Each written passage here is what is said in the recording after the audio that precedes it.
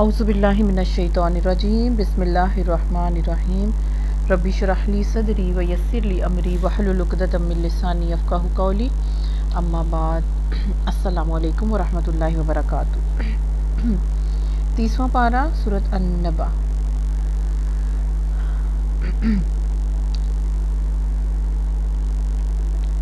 سورۃ قیامت سے سورۃ نازعات تک سارے مضامین ایک جیسے ہیں۔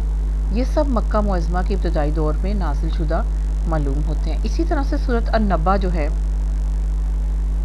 ان میں سے ایک سورت ہے۔ اس کا ٹاپک وہی ہے جو سورۃ مرسلات کا، اور یعنی کیا ٹاپک ہے اس کا، یہ تھوڑا سا شروع میں اس کو دیکھ لیتے ہیں۔ قیامت اور آخرت کا قائم ہونا اور اس کو ماننے یا نہ ماننے کے نتائج جو ہیں، ان رزلٹ وہ کیا نکلیں گے، اس سے لوگوں کو خبردار کرنا۔ ٹھیک ہے، موت کے تذکرے اس کے اندر ہوں، اور یعنی کہ آخرت کے اندر جو کچھ پیش آنے والا ہے وہ سارا کچھ اللہ تعالیٰ نے اس کے موضوع کے ساتھ ہمیں یہ بتایا۔ ایسی صورتوں کے اندر ہمیں یہ میسج ملتا ہے کہ جیسے میں اور آپ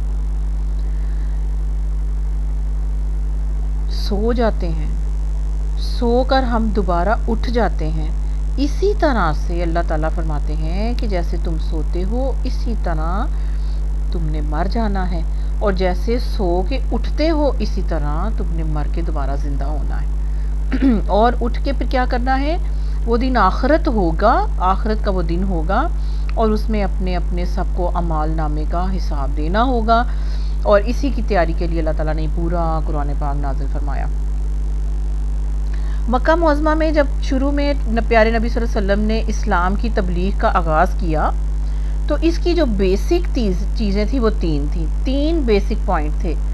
پہلا پوائنٹ یہ تھا کہ اللہ کے ساتھ کسی کو شریک نہیں کرنا خدائی میں، یعنی توحید۔ اور اس کے بعد ایک دوسرا عالم، یعنی اس کے بعد پھر آپ صلی اللہ علیہ وسلم کو اپنا اللہ تعالیٰ نے رسول مقرر کیا۔ یہ دوسری بات تھی جس کو یقین کرنا، ماننا ضروری تھا۔ ٹھیک ہے، اس کا ٹاپک ہے۔ اور تیسری بات یہ کہ اس دنیا کا ایک روز خاتمہ ہو جانا ہے، اور اس کے بعد ایک دوسرا عالم، دوسری دنیا جو ہے وہ اس نے رونما ہونا ہے، اس نے آنا ہے، جس میں تمام شروع سے لے کے آخر تک دوبارہ زندہ کر کے اسی جسم کے ساتھ اٹھائے جائیں گے، سیم باڈی کے ساتھ اٹھائے جائیں گے جس میں رہ کر انہوں نے دنیا میں کام کیا تھا۔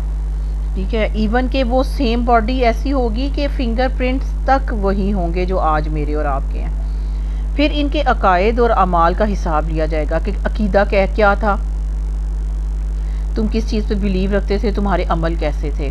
اور پھر اس محاسبے میں جو لوگ مومن، یعنی اس حساب کتاب کے اندر جو لوگ مومن اور صالح ثابت ہو جائیں گے وہ تو ہمیشہ جنت میں رہیں گے، اور جو کافر ثابت ہو جائیں گے، فاسق ہوں گے، جھوٹے ہوں گے، وہ ہمیشہ کے لیے دوزخ میں رہیں گے۔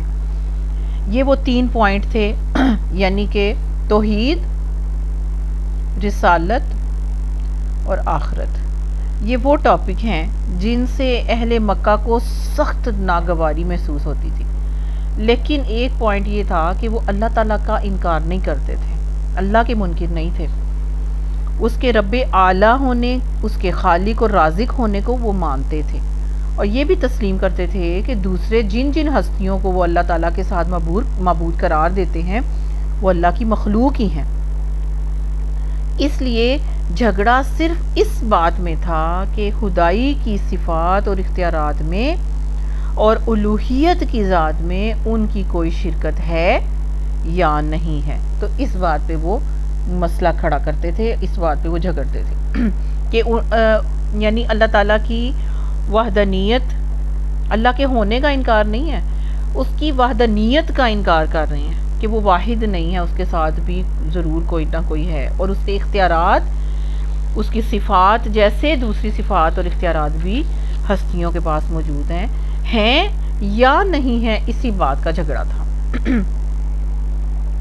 اور مکے کے لوگ جو ہیں وہ ماننے کے لیے تیار ہی نہیں تھے، مگر اس بات سے انکار کرنا ان کے لیے ممکن بھی نہیں تھا کہ 40 سال تک پیارے نبی صلی اللہ علیہ وسلم جو ان کے اندر رہے، انہوں نے اٹھ کے جب دعویٰ رسالت کیا تو ساری زندگی تو ان کے درمیان ہی گزری تھی، انہوں نے یہ دیکھ رکھا تھا کہ نہ آپ صلی اللہ علیہ وسلم جھوٹے ہیں، نہ مکار ہیں، نہ فریب کار ہیں، یا کوئی یعنی اس طرح کی کوئی دوسری چیز آپ صلی اللہ علیہ وسلم کے اندر پائی ہی نہیں جاتی، بلکہ وہ خود مکہ والے سارے آپ صلی اللہ علیہ وسلم کی دانائی، ان کی سلامت روی، ان کے اخلاق کی بلندی کے قائل تھے، ٹھیک ہے؟ اس لیے ہزار بہانے الزام تراشنے کے باوجود انہیں دوسروں کو باور کرانا تو درکنار، اپنی جگہ خود بھی یہ ماننا ان کے لیے سخت مشکل بات ہو رہی تھی کہ پیارے نبی صلی اللہ علیہ وسلم سارے معاملات میں تو اتنے صحیح اور درست ہیں اور سچے ہیں، مگر صرف رسالت کے دعوے میں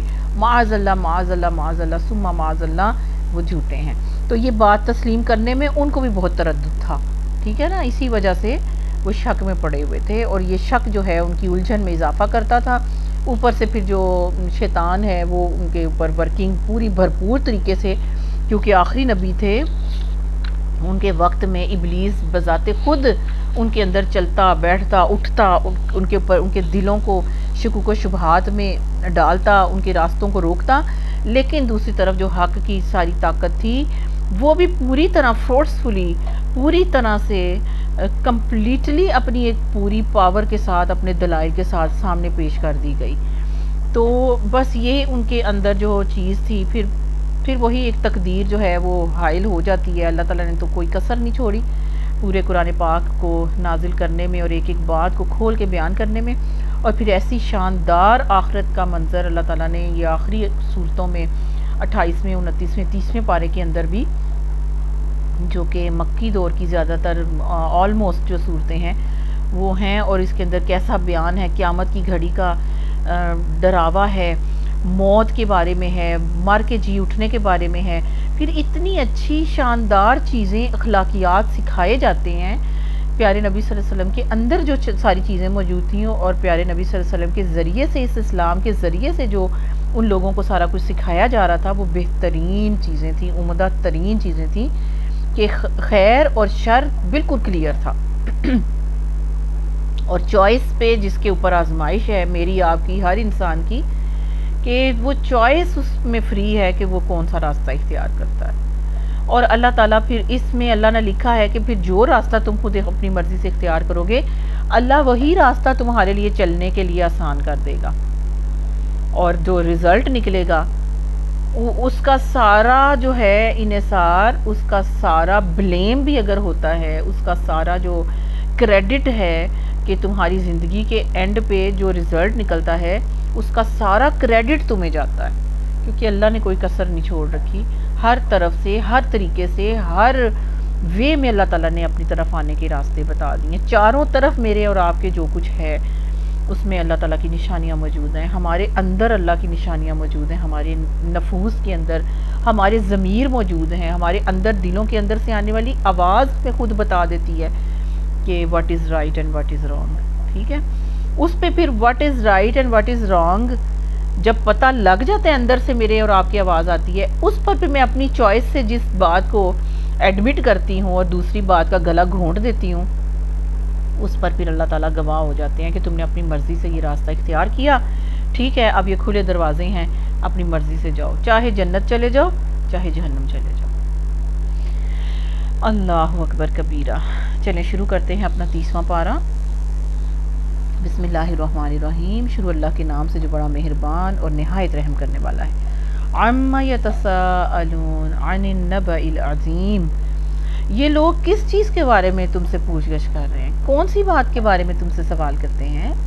عن النبأ العظیم، کیا اس بڑی خبر کے بارے میں جس کے متعلق یہ مختلف رائے رکھتے ہیں؟ الذی ہم فیہ مختلفون، جس میں ان کی بات، ان کی رائے بھی مختلف ہے، ایک جیسی رائے بھی نہیں ہے نام ماننے والوں کی، کوئی کچھ کہہ رہا ہے، کوئی کچھ کہہ رہا ہے۔ کیا اس بڑی خبر کی، نبأ العظیم کے بارے میں یہ سوال کرتے ہیں جس کے متعلق یہ خود مختلف چہمگوئیاں کرنے میں لگے ہوئے ہیں؟ ہرگز نہیں، ان قریب انہیں معلوم ہو جائے گا، ہاں ہرگز نہیں، ان قریب انہیں معلوم ہو جائے گا۔ یعنی یہ جواب دیا جا رہا ہے، وہ جو ڈینائی کر رہے ہیں نا کہ ہم اٹھ کے مٹی ہو کے کیسے اٹھیں گے، اللہ کہتے ہیں ہرگز نہیں، ہرگز نہیں، انہیں معلوم ہو ہی جائے گا۔ کیا یہ واقعہ نہیں ہے کہ ہم نے زمین کو فرش بنایا، اس کو پھیلایا، اتنا ہموار کیا، اتنا خوبصورت تمہارے چلنے کے، رہنے کے، رہائش کے قابل بنا دیا؟ کیا یہ واقعہ نہیں ہے؟ کیا یہ سچ نہیں ہے؟ الم نجعل الارض مہادا، اور کیا پہاڑوں کو ہم نے میخوں کی طرح نہیں کاٹ دیا؟ اور تمہیں مردوں اور عورتوں کے جوڑوں کی شکل میں پیدا نہیں کیا؟ یہ سب کے ساتھ الم نجعل آئے گا یہ سوالیہ، کہ اللہ تعالیٰ سوال پوچھ رہے ہیں مجھ سے اور آپ سے، اور مومنوں سے بھی، کافروں سے بھی، انکار کرنے والوں سے بھی، جو اس کتاب کا مخاطب ہے۔ اور ماشاءاللہ الحمدللہ تمام انسانیت اس کتاب کی مخاطب ہے۔ آڈینس جو بھی ہے اس کو پکار کے پوچھا جا رہا ہے کیا ہم نے، تم انکار کر دو پھر، یعنی کیا ہم نے زمین کو تمہارے لیے اتنا ہموار فرش نہیں بنایا؟ نہیں بنایا تو پھر تم اس کا انکار کرو پہلے، یعنی تم اس چیز میں لگے ہوئے ہو کہ قیامت آئے گی کہ نہیں، ہم دوبارہ کھڑے ہوں گے کہ نہیں، ہمیں دوبارہ کیسے پیدا کیا جائے گا، ہمیں کیسے دوبارہ سے زندہ کیا جائے گا جب ہم رول کھل کے مٹی ہو چکے ہوں گے۔ اچھا تو پھر تم اس وقت ان چیزوں کا انکار کرو پہلے، کہ یہ زمین ہموار کس نے کی، اس کے اوپر پہاڑ جو ہیں اللہ تعالیٰ نے میخوں کی طرح کیسے گاڑ دیے ہیں، جیسے کہ تمہاری حفاظت کے لیے، تمہیں ایک بیلنس کے ساتھ رکھنے کے لیے، اعتدال کے ساتھ رکھنے کے لیے زمین جو ہے وہ کہیں ادھر بال کی طرح فضا میں اڑتی پھرتی نہ رہے، پھر تو تم اس کے اندر ایک منٹ بھی نہیں زندہ رہ سکتے۔ پہاڑوں کو اللہ نے میخوں کی طرح نہیں گاڑ دیا، اور تمہیں مردوں اور عورتوں کے جوڑوں کی شکل میں اللہ نے پیدا کیا۔ اس کے اندر یہ نشانیاں موجود ہیں کہ اللہ یہ کر سکتا ہے۔ اور تمہاری نیند کو باعث سکون بنایا، سبحان اللہ، اور رات کو پردہ کی چیز بنایا، اور دن کو معاش کا وقت بنایا۔ یعنی کیا یہ واقعہ نہیں؟ کیا یہ سچائی نہیں؟ کیا یہ حق نہیں؟ تو اسی طرح اللہ تعالیٰ کیا کرے گا، تمہیں دوبارہ کھڑا بھی کر سکتا ہے۔ اور تمہارے اوپر 7 مضبوط آسمان بنائے ہیں، وَبَنَيْنَا فَوْقَكُمْ سَبْعًا شِدَادًا، مضبوط تمہارے اوپر 7 آسمان اللہ نے قائم کر دیے، اور ایک نہایت ہی روشن اور گرم چراغ پیدا کیا۔ اس میں اتنی نشانیاں ہیں۔ اور بادلوں سے لگاتار بارش اس نے برسائی ہے، یعنی ایک یہ نہیں ہے کہ ایک ہی دفعہ بارش برسی ہے اس کے بعد اس کا نام و نشان ہی نہیں ہے، پتہ ہی نہیں ہے کہ بارش کیسے برسنی ہے، یا کبھی بارش دوبارہ برسی نہیں ہے۔ جیسے بارشیں دوبارہ برس رہی ہیں، لگاتار برستی ہیں، موسلا دھار برستی ہیں، وقفوں کے ساتھ برستی ہیں، دنوں کے بعد برستی ہیں، ایک کام دوبارہ سے ہوتا ہے۔ تو پھر تم کیا شے ہو، ہاں؟ تاکہ اس کے ذریعے سے غلہ اور سبزی اور گھنے باغ اگائے اللہ تعالیٰ۔ اتنا اللہ تعالیٰ نے نشانیاں تمہارے سامنے کھول کے رکھی۔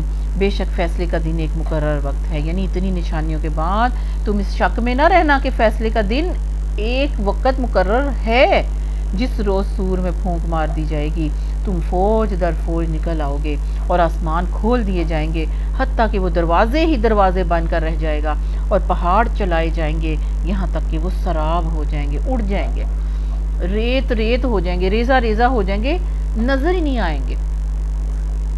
کیونکہ کفار مکہ جو ہے نا وہ کہتے تھے، بڑی حیران ہو کے دیکھتے تھے، یہ پہاڑ جو صدیوں سے ایسے ہی ہیں، یہ کیسے سے اٹھ جائیں گے، یہ کیسے تباہ ہوں گے، یہ کیسے، یعنی اتنے مضبوط ہیں۔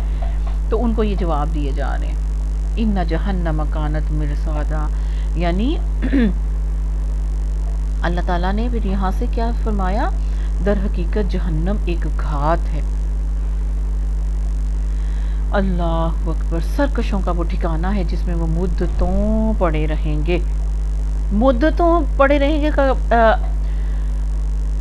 لابثین فیہا احقابا۔ یہ جو احقابہ ہے نا، ابن عباس رضی اللہ تعالیٰ عنہ،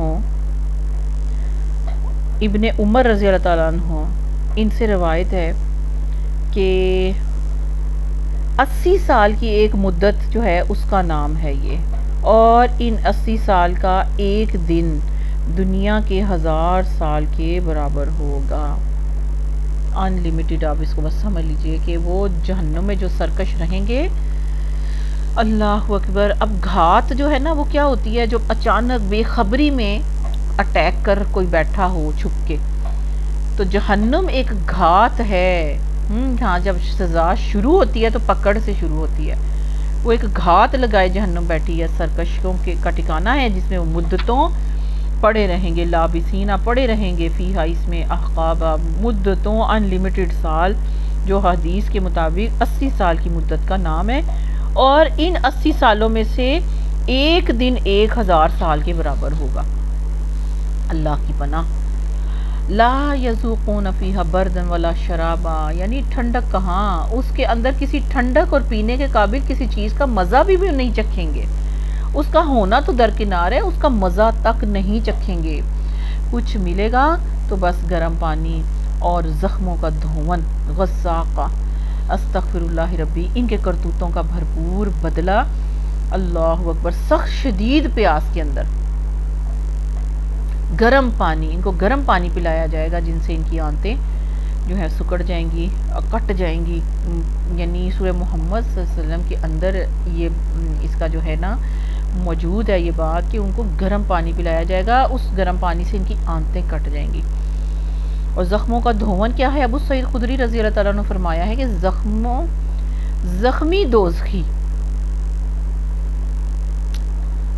دوزخ کے زخموں کی پیپ اور ان کا دھون، اور پھر دوزخیوں کے آنسو، زمہریر یعنی دوزخ کا ٹھنڈک کا عذاب، غساق یعنی سڑی ہوئی ٹھنڈی پیپ جو ٹھنڈک کی وجہ سے پی نہیں جا سکے گی۔ استغفر اللہ ربی من کل ذنب و اتوب الیہ۔ اللہ تعالیٰ مجھے اور آپ کو اس منظر سے بچائے۔ اللہ تعالیٰ مجھے اور آپ کو جہنم کے کسی بھی منظر سے مجھے اور آپ کو معاف رکھے، مجھے، آپ کو، ہماری نسلوں کو، ہمارے بچوں کو، آمین یا رب العالمین۔ یہ بس گرم پانی اور زخموں کا دھون ان کو پینے کے لیے ملے گا، یہ بھرپور بدلہ ہے ان کا، وہ کسی حساب کی توقع نہیں رکھتے تھے۔ انہم کانوا لا یرجون حسابا، وہ کسی بھی حساب کتاب یعنی آخرت کے دن کی توقع ہی نہیں رکھتے تھے، اس کا یقین نہیں رکھتے تھے، اور ہماری آیات کو انہوں نے بالکل جھٹلا دیا، یہ ان کے قصور تھے۔ اور حال یہ تھا کہ ہم نے ہر چیز گن گن کر رکھی ہوئی تھی، اب چکھو مزہ، ہم تمہارے لیے عذاب کے سوا کسی چیز میں ہرگز اضافہ نہیں کریں گے۔ یقیناً متقیوں کے لیے کامرانی کا ایک مقام ہے، باغ اور انگور اور نوخیز ہمسن لڑکیاں اور چھلکتے ہوئے جام، وہاں کوئی بیہودہ فالتو اور جھوٹی بات وہ نہیں سنیں گے۔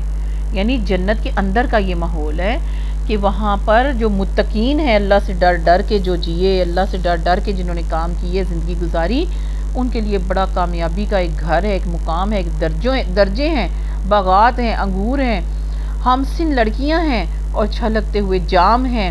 یعنی ایک پورا سین چل رہا ہے، وہاں کوئی بیہودہ جھوٹی بات کوئی نہیں سنیں گے۔ جزا اور کافی انعام تمہارے رب کی طرف سے، اس نہایت ہی مہربان خدا کی طرف سے، جو زمین اور آسمانوں کا اور ان درمیان ان کے ساری چیزوں کا مالک ہے، جس کے سامنے کسی کو بولنے کا اختیار نہیں، کسی کو بولنے کی طاقت نہیں۔ جس روز روح یعنی جبرائیل امین اور ملائکہ صف بستہ کھڑے ہوں گے، کوئی نہیں بول سکے گا سوائے اس کے جسے رحمان اجازت دے۔ سبحان اللہ۔ اور وہ ٹھیک بات کہے، جیسے پیچھے ہم نے اسباق میں پڑھا ہے نا کہ جن کو اجازت ملے گی کہ کسی کے حق میں سفارش کریں، وہ مومنین ہوں گے، مسلمان ہوں گے، وہ کافر مشرک نہیں ہوں گے، جن کے حق میں کہ وہ شفاعت کریں، وہ اللہ کے کچھ ایسے لوگ ہوں گے جو توحید پہ ہوں گے مگر ان سے خطائیں ہوئی ہوں گی، وہ ٹھیک بات کہے، انہی کو اجازت دی جائے گی۔ وہ دن برحق ہے، اس کے آنے میں کوئی شک نہیں۔ اب جس کا جی چاہے اپنے رب کی طرف پلٹنے کا راستہ اختیار کر لے۔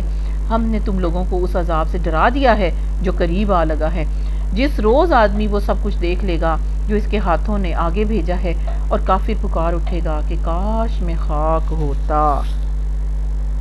سبحان اللہ۔ کنت ترابا کا کیا مطلب ہے؟ اللہ اکبر۔ وَيَقُولُ الْكَافِرُ يَا لَيْتَنِي كُنتُ تُرَابًا۔ حضرت عبداللہ بن عمر رضی اللہ تعالیٰ عنہ فرماتے ہیں کہ قیامت کے دن چوپائے جانور، چرند پرند سب کو جمع کیا جائے گا، پھر ان کے درمیان دنیا میں جو ظلم ہوئے تھے آپس میں ان کا بدلہ دلا دیا جائے گا، یہاں تک کہ سینگ مارنے کے بدلہ سینگوں والی بکری سے بے سینگوں والی بکری کو بدلہ دلایا جائے گا۔ جب جانوروں کا ایک دوسرے سے بدلہ دلا دیا جائے گا تو ان سے فرما دیا جائے گا کہ تم مٹی ہو جاؤ۔ جب کافر یہ منظر دیکھیں گے تو یہ جان کر کے یہ ہم سے تو جانور ہی اچھے ہیں، یہ اچھے رہے کہ ان کو بدلے دلا کر ان کا کام تمام کر دیا گیا اور آگے ان کے عذاب موجود نہیں ہیں۔ اب یہ مٹی بنا دیے گئے ہیں، ان کے لیے ثواب نہیں تو عذاب بھی نہیں ہے، ہمارے لیے تو عذاب ہی عذاب ہے۔ کاش ہم بھی مٹی ہو جاتے تو کیسا اچھا ہوتا۔ ٹھیک ہے، تو آپ دیکھیں نا کہ دنیا کا 1000 سال اللہ کے پاس ایک دن ہے، تو ادھر جو ہے وہ بہت لمبا دن ہوگا، 50,000 سال کا، اور اس میں پھر رہنا ہے، اسی کے اندر ہی جینا ہے۔ اور انسان جو ہے اس وقت جو ظالم کافر مشرک ہیں وہ ان دوسری مخلوقات کے حساب اور بدلے کے بعد ان کے پاس بہت زیادہ حسرت ان کے اندر آ جائے گی، کہیں گے کہ کاش میں بھی خاک ہوتا۔ تو مقصد کیا ہے میرے پیارو؟ اصل مقصد یہ ہے کہ زندگی جو ہے نا وہ موت کے ساتھ اصل میں میری اور آپ کی شروع ہونی ہے۔ اصل زندگی کا جب آغاز ہوگا، قرآن و سنت نے اس کا اہتمام بڑے اچھے طریقے سے کیا ہے، اور اس لیے کیا ہے کہ یہ وقت کبھی میں اور آپ نہ بھولیں، موت کا وقت، اور اس میں کتنا فاصلہ ہے ہمیں کچھ پتہ نہیں، سب کچھ سامنے آنا ہے، آنا تو ہے، اور یہ وہ ٹکڑے ہیں جو ہمیں بتاتے ہیں کہ سب کچھ ایک روز سامنے آنا ہے۔ تو پھر ابھی سے ہم کیوں نہ اس کی تیاری کریں، ابھی سے ہم کیوں نہ اس کی فکر کریں، ابھی سے ہم اپنے راستے کیوں نہ بدل لیں۔ تو یہ تو پارا جو ہے یہ سارا اسی طرح بھرا ہوا ہے۔ ہمارے جو نفس کا شیطان ہے نا وہ ہمیں یہی کہتا رہتا ہے کہ ابھی بڑا وقت ہے، ابھی بڑا وقت ہے، تم کیا ڈپریشن لے کے موت کا بیٹھ گئی ہو۔ اگر ہم یہ ڈپریشن اپنے ساتھ لگا لیں نا موت کا، تو پھر وہ ہلے گلے ہم سے نہیں ہو سکتے، وہ ہم منہ پھاڑ کے ہنس نہیں سکتے۔ ہمیں کسی لطیفے پہ کبھی ہنسی نہیں آئے گی جب ہمارا ذہن ہر وقت اسی چیز میں مشغول ہوگا، فکر میں ہوگا، سیریس ہو جائے گا۔ ہمیں پھر وہ کھلم کھلا آزادی بھی نہیں مل سکتی، وہ ڈھٹائیاں نہیں ہم کر سکتے اگر ہمارے سامنے موت رہے تو۔ اور جو ہم اللہ کے مقابلے میں کرتے ہیں، اور پھر ہم جو ایسی محفلوں سے بھی بھاگتے ہیں، ایسے دوستوں سے بھی ہم بھاگنے لگتے ہیں جو اللہ کا ذکر کریں، وہی برے لگنے لگتے ہیں۔ ہمیں تو یہ تذکرے ہی اچھے نہیں لگتے، لیکن ان تذکروں سے ہی تو قرآن بھرا ہوا ہے، احادیث بھری ہوئی ہیں۔ اور جب ہم کھسک رہے ہوتے ہیں تو کیا اللہ ہمارا یہ کھسکنا پتہ نہیں اس کو چل رہا ہوتا؟ تو یہ زندگی تو شروع ہوگی جب ہماری موت ہوگی۔ ہاں، اور قرآن کیا ہے؟ قرآن تو دلوں کو ہلانے ہی آیا نا۔ یہ ہم کہیں جی تم تو بڑی سخت بات کرتی ہو، میں تو اتنی بے سکون رہی گھر میں جا کے، تو میری بس اتنی ڈپریشن مجھے رہا۔ تو قرآن تو آیا ہی اسی لیے، جو پیچھے ابھی پڑا قولاً ثقیلا۔ جب انسان کا دل اندر سے نہ ہل جائے، اداس نہ ہو جائے، بے چین نہ ہو جائے، تب تک وہ کوئی چیز تلاش ہی نہیں کر سکتا، تو وہ سیریس ہی نہیں ہو سکتا۔ تو اس لیے میرے پیارو، اس کو سننے سمجھنے سے پہلے ان چیزوں کا خیال رکھیں، ٹھیک ہے؟ یہ صرف پڑھنا ہی نہ رہ جائے میرا اور آپ کا، گزرنا ہی نہ رہ جائے دورہ جس کو کہتے ہیں۔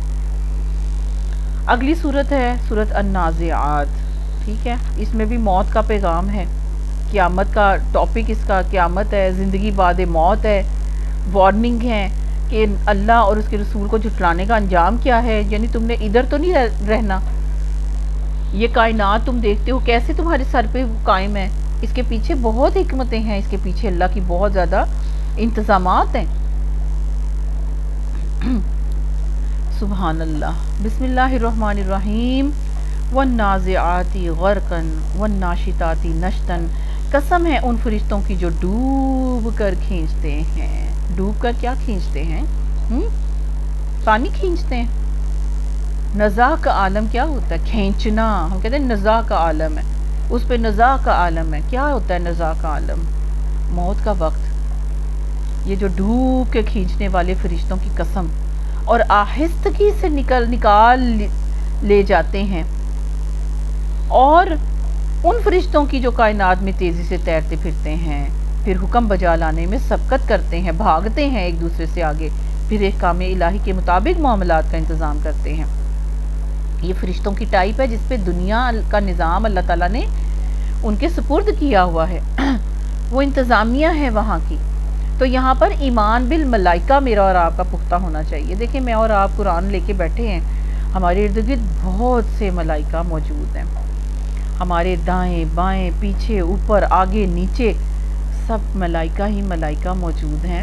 اور کون سے جن کی یہ ڈیوٹی ہے کہ جہاں قرآن پڑھا جا رہا ہو، جہاں اللہ کا ذکر کیا جا رہا ہو، اس محفل کو، اس مجلس کو، اس بندے کو ڈھانپ لو اپنی رحمت سے. مومن کی روح ایسے نکل آتی ہے جس طرح پانی کا قطرہ ہوتا ہے جب وہ نکالتے ہیں مشکیزے سے، ایسے جیسے باہر آ جاتا ہے. اور کافر سیاہ چہروں والے فرشتے آسمان سے اتر کر اس کے پاس آ جاتے ہیں، جن کے ساتھ وہ ٹاٹ ہوتے ہیں، تا حد نگاہ وہ بیٹھ جاتے ہیں، اور پھر جو ہے سامنے نظر آتے ہیں دیکھنے والے کو، اور کہتے ہیں کہ اے خبیث جان، اللہ کی ناراضگی کی طرف نکل.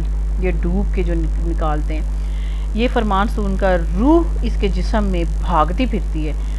لہٰذا ملک الموت اس طرح روح کو نکالتے ہیں جیسے بوٹیاں بھوننے والی سیخ ہوتی ہے، بھیگی ہوئی روئی سے صاف کی جاتی ہے، جیسے بھیگی اون کانٹے دار سیخ پر لپٹی ہوتی ہے اور اس کو زور سے کھینچا جائے.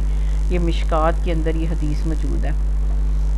اللہ تعالیٰ میری اور آپ کا وقت آخرت جو ہے وہ بہت ہی آسان کرے، میرا اور آپ کا آخری وقت خاتمہ بالخیر کرے. جو روحوں کو بڑے نشاط کے ساتھ نکالتے ہیں، آہستگی سے، محبت سے، نرمی سے نکالتے ہیں، پاس بیٹھے ہوئے ہوتے ہیں، اور کیا کرتے ہیں، ان روحوں کو بھی شوق ہی ہوتا ہے، ان روحوں کو شوق ہوتا ہے اپنی زندگی میں کہ اللہ کے سامنے جانا ہے اور اس کی تیاری کرنی ہے.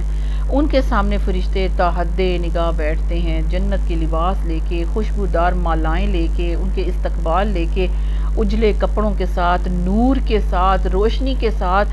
اور پھر اس نزاع کے وقت میں اس کی جو موت کی سختی ہے اس کے اندر دلاسے دیتے ہیں، اس کو پریشانی سے روکتے ہیں، اس کا ساتھ دیتے ہیں، اس کو خوشخبریاں دیتے ہیں، اور اس کی درد میں کمی آتی ہے. اور جب وہ مومن بندہ دیکھتا ہے کہ اتنی آسانی والا میرے ساتھ میٹر ہے، وہ ناشطاتی نشطہ والا، تو وہ کہتا ہے بس اس دنیا سے مجھے لے جاؤ، اس غم کی دنیا سے، اس دکھوں کے گھر سے مجھے لے چلو. اور وہ اپنی روح ان لینے والوں کو، وصول کرنے والوں کو اس طرح سے سپرد کرتا ہے جیسے مشکیزے سے آرام سے پانی باہر آ جاتا ہے. سبحان اللہ.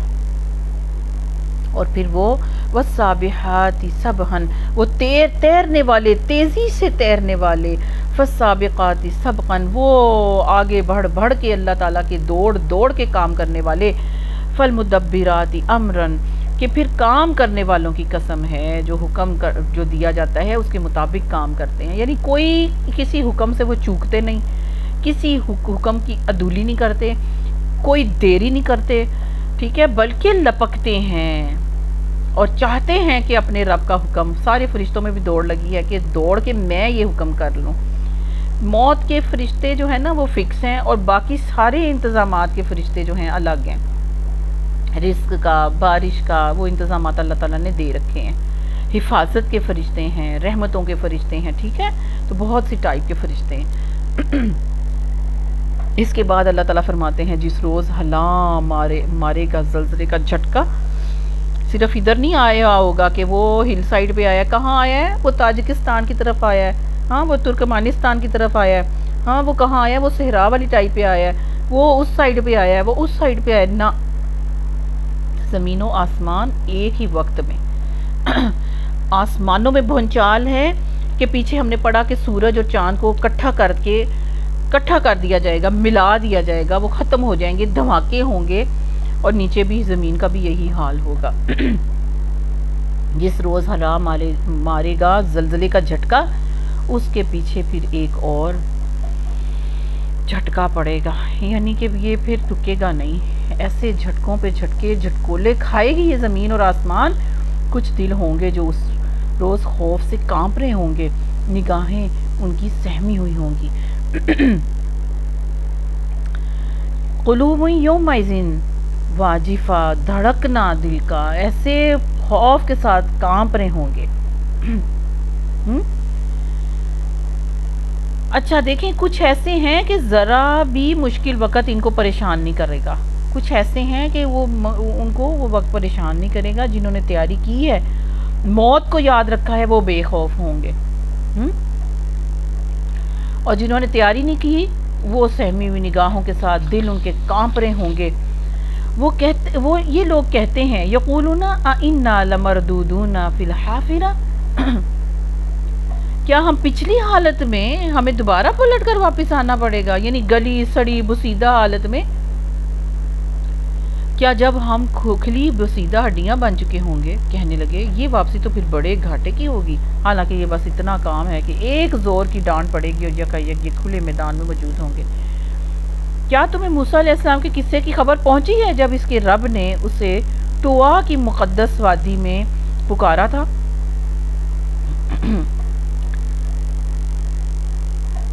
کہ فرعون کے پاس جا، وہ سرکش ہو گیا، اور اسے کہے کیا تو اس کے لیے تیار ہے کہ پاکیزگی اختیار کرے اور میں تیرے رب کی طرف سے تیری رہنمائی کروں تو اس کا خوف تیرے دل کے اندر پیدا ہو جائے۔ پھر موسیٰ علیہ السلام نے فرعون کے پاس جا کر اس کو بڑی نشانیاں دکھائی، مگر اس نے جھٹلا دیا، نہ مانا۔ پھر چال بازیاں کرنے کے لیے پلٹا اور لوگوں کو جمع کر کے اس نے پکار کر کہا میں تمہارا سب سے بڑا رب ہوں۔ یہ نہیں کہا میں اللہ ہوں، یہ نہیں کہا، یاد رکھیں، کہا میں رب ہوں۔ کیوں؟ کہ میرے ٹکڑوں پہ میں جو تمہیں دیتا ہوں، میرے مصر جو علاقہ ہے اس میں میری ہی حکم چلتا ہے، تو میں تمہارا رب ہوں۔ آخرکار اللہ نے اسے آخرت اور دنیا کے عذاب میں پکڑ لیا۔ در حقیقت اس میں بڑی عبرت ہے ہر اس شخص کے لیے جو ڈرے، ہر زمانے کے فرد کے لیے اس میں بہت بڑی عبرت ہے۔ کیا تم لوگوں کی تخلیق زیادہ سخت کام ہے یا آسمان کی تخلیق زیادہ بڑا کام ہے؟ اللہ نے اس کو بنایا، اس کی چھت خوب اونچی اٹھائی، پھر اس کا توازن قائم کیا اور اس کی رات ڈھانکی اور اس کا دن نکالا۔ اس کے بعد زمین کو اس نے بچھایا، اس کے اندر سے اس کا پانی اور چارہ ایٹ ونس، یعنی اینڈ ڈے تک کے لیے سارا کچھ ایک ہی بار میں نکالا، اس کا پانی اور چارہ نکالا، اور پہاڑ اس میں گاڑ دیے سامان زیست کے طور پر تمہارے لیے اور تمہارے مویشیوں کے لیے۔ پھر جب وہ ہنگامہ عظیم برپا ہوگا اس دنیا کے بعد، جس روز انسان اپنا سب کیا دھرا یاد کرے گا، ہر دیکھنے والے کی سامنے دوزخ کھول کر رکھ دی جائے گی۔ تو جس نے سرکشی کی تھی، دنیا کی زندگی کو ترجیح دی تھی، دوزخ ہی اس کا ٹھکانہ ہوگی۔ اور جس نے اپنے رب کے سامنے کھڑے ہونے کا خوف کیا، آخرت کے دن کی تیاری کی، آخرت سے ڈر ڈر کے، اللہ کے حساب کتاب سے ڈر ڈر کے ایک ایک اپنا دن رات گزارا اور نفس کو بری خواہشات سے باز رکھا، جنت اس کا ٹھکانہ ہوگی انشاءاللہ۔ ربنا جعلنا منہم آمین۔ یہ لوگ تم سے پوچھتے ہیں آخر وہ گھڑی کب آ کر ٹھہرے گی؟ تمہارا کیا کام کہ اس کا وقت تم بتاؤ؟ اس کا علم تو اللہ پر ختم ہے، تم صرف خبردار کرنے والے ہو ہر اس شخص کو جو اس کا خوف کرے۔ جس روز یہ لوگ اسے دیکھ لیں گے قیامت کو، تو انہیں یوں محسوس ہوگا کہ یہ دنیا میں یا حالت موت میں، قبروں میں بس ایک دن کے پچھلے پہر یا اگلے پہر تک ٹھہرے ہیں، جیسے کہ اصحاب کہف کو محسوس ہوا۔ ٹھیک ہے، تو اللہ تعالیٰ یہاں پر بتا رہے ہیں کہ غافل نہیں ہونا، آخرت کی تیاری کرو۔ سورۃ عبسہ۔ عتبہ، شیبہ، ابو جہل، امیہ بن خلف، ابی بن خلف جیسے بدترین دشمنان اسلام کے نام یہاں پر فہرست میں ملتے ہیں، جو پیارے نبی صلی اللہ علیہ وسلم کی پاک مجلس میں اس وقت بیٹھے ہوئے تھے جب یہ آیات اترنے سے پہلے آپ صلی اللہ علیہ وسلم ان سے گفتگو کر رہے تھے۔ یہ بڑے بڑے سردار تھے، اور اتنے میں ابن ام مکتوم رضی اللہ تعالیٰ عنہ نامی ایک نابینا صحابی رسول صلی اللہ علیہ وسلم، جو کہ رشتہ دار بھی تھے پیارے نبی صلی اللہ علیہ وسلم کے، وہ آئے، کیونکہ نابینا تھے، انہوں نے نہیں دیکھا، کہ سامنے کون بیٹھا ہے اور وہ کسی بات کو پوچھنے کے لیے، دین پوچھنے کے لیے آپ صلی اللہ علیہ وسلم کے پاس قرآن کی کسی آیت کا مطلب پوچھنے کے لیے آئے، پیارے نبی صلی اللہ علیہ وسلم نے ان سے تھوڑا سا بے رخی ٹائپ جو ہے وہ سنی انسنی کر دی، کیونکہ وہ سمجھتے تھے کہ یہ میرا اپنا، اس سے میں بعد میں بھی بات کر لوں گا، ابھی یہ جو آ کے بیٹھے ہوئے سردار جو کبھی ہاتھ نہیں آتے ان سے میں بات کر لوں تو بعد میں کروں گا۔ لیکن اللہ تعالیٰ نے کیا کہا؟ اللہ تعالیٰ نے یہاں پر بھی پیارے نبی صلی اللہ علیہ وسلم کو بتایا کہ ان بے وقت لوگوں کی، با اثر قوم کے لوگ ہیں لیکن اللہ کی نظر میں ان کی بے وقتی ہے، وہ نابینا صحابی اور کوئی سردار بھی نہیں تھے، وہ ان سے کہیں افضل ہیں، ان کی طرف آپ کو توجہ کرنی چاہیے تھی۔ اور جو خود دین کی طرف چل کے آپ کے پاس سوال کرنے کے لیے آیا ہے، آپ کو چاہیے کہ باقیوں کی پرواہ چھوڑیں، جو آپ کی طرف التفات ہی نہیں کرتے، جو آپ کی بات نہیں سنتے، جو قرآن کے کان نہیں دھرتے، ان کی آپ پرواہ نہ کریں، ان کو بے فکری کے ساتھ چھوڑ دیں، ان کی فکر کریں، ان پہ محنت کریں۔ جو آپ کے پاس خود چل کے آتے ہیں وہ ہیں اصل خزانہ۔ بسم اللہ الرحمن الرحیم۔ عبسا وتولا، تر شروع ہوا یعنی منہ بنایا، تیوری چڑھائی، منہ پھیر بیٹھے، بے رخی کر کی۔ ان جاءہ الاعمی، اس بات پہ کہ وہ اندھا اس کے پاس آ گیا، تمہیں کیا خبر، شاید کہ وہ سدھر جائے یا نصیحت پر دھیان دے، اور نصیحت کرنا اس کے لیے نافع ہو۔ جو شخص بے پرواہی برتتا ہے اس کی طرف تو تم توجہ کرتے ہو، حالانکہ اگر وہ نہ سدھرے تو تم پر اس کی کوئی ذمہ داری نہیں۔ اور جو خود تمہارے پاس دوڑا ہوا آ رہا ہے، وہ ڈر رہا ہوتا ہے کہ اس اللہ سے ڈر رہا ہوتا ہے، اٹھ کے تمہارے پاس دوڑتا آتا ہے، اس سے تم بے رخی کر برتتے ہو۔ ہرگز نہیں، یعنی کہ آئندہ ایسا نہ ہو۔ یہ ہیرے اور پتھر کی جانچ آپ کر لیجئے۔ اور پیارے نبی صلی اللہ علیہ وسلم تو سب کو جہنم سے بچانا چاہتے تھے نا، لیکن اللہ نے بتا دیا کہ ان لوگوں میں سے ہیرے اور پتھر کون ہیں۔ ہرگز نہیں، یہ تو ایک نصیحت ہے قرآن پاک، جس کا جی چاہے اسے قبول کرے۔ یہ ایسے صحیفوں میں درج ہے جو مکرم ہیں، بلند مرتبہ ہیں، پاکیزہ ہیں، معزز اور نیک کاتبوں کے ہاتھوں میں رہتے ہیں۔ لعنت ہو انسان پر، کیسا سخت منکر حق ہے۔ جو منکر حق ہے ہر اس انسان پہ لعنت اللہ کی پڑ گئی۔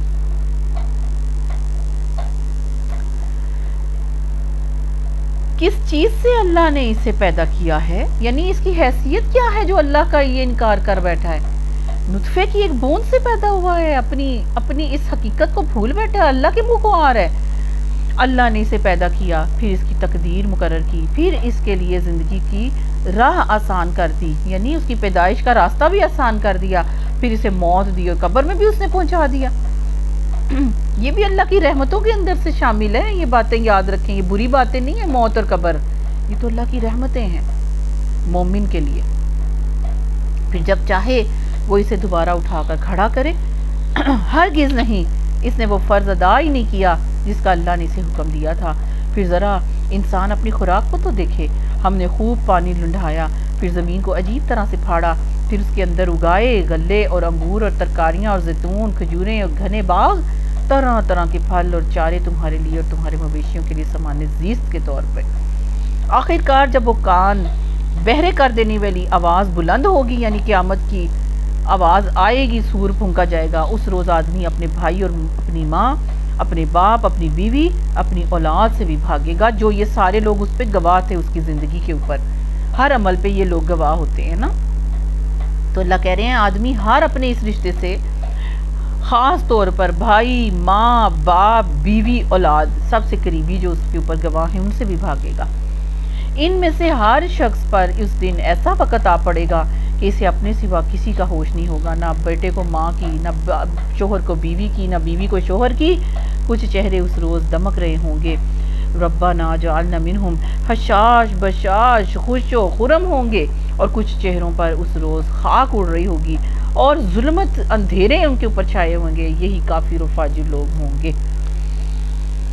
استغفر اللہ ربی۔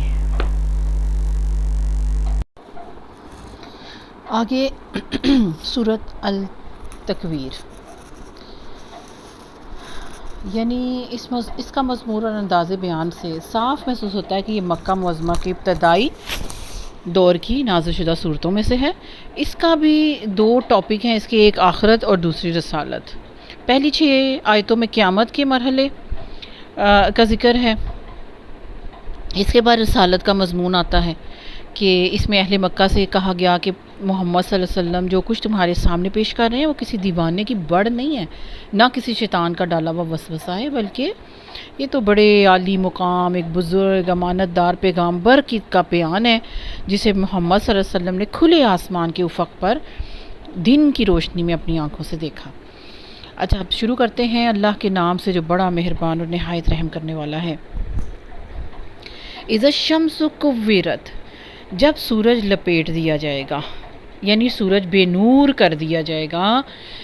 عربی زبان میں تکویر کے معنی ہے لپیٹنے کے، جیسے سر پر امامہ باندھتے ہیں اور وہ اس کا جو پیچھے سارا ہوتا ہے کپڑا اس کے ارد گرد باندھتے ہیں نا، اسی طرح سے سورج کے ارد گرد اس کا سارا کچھ جو ہے نا اس کو لپیٹ دیا جائے گا، اس کو یعنی اس کی نور ختم ہو جائے گا۔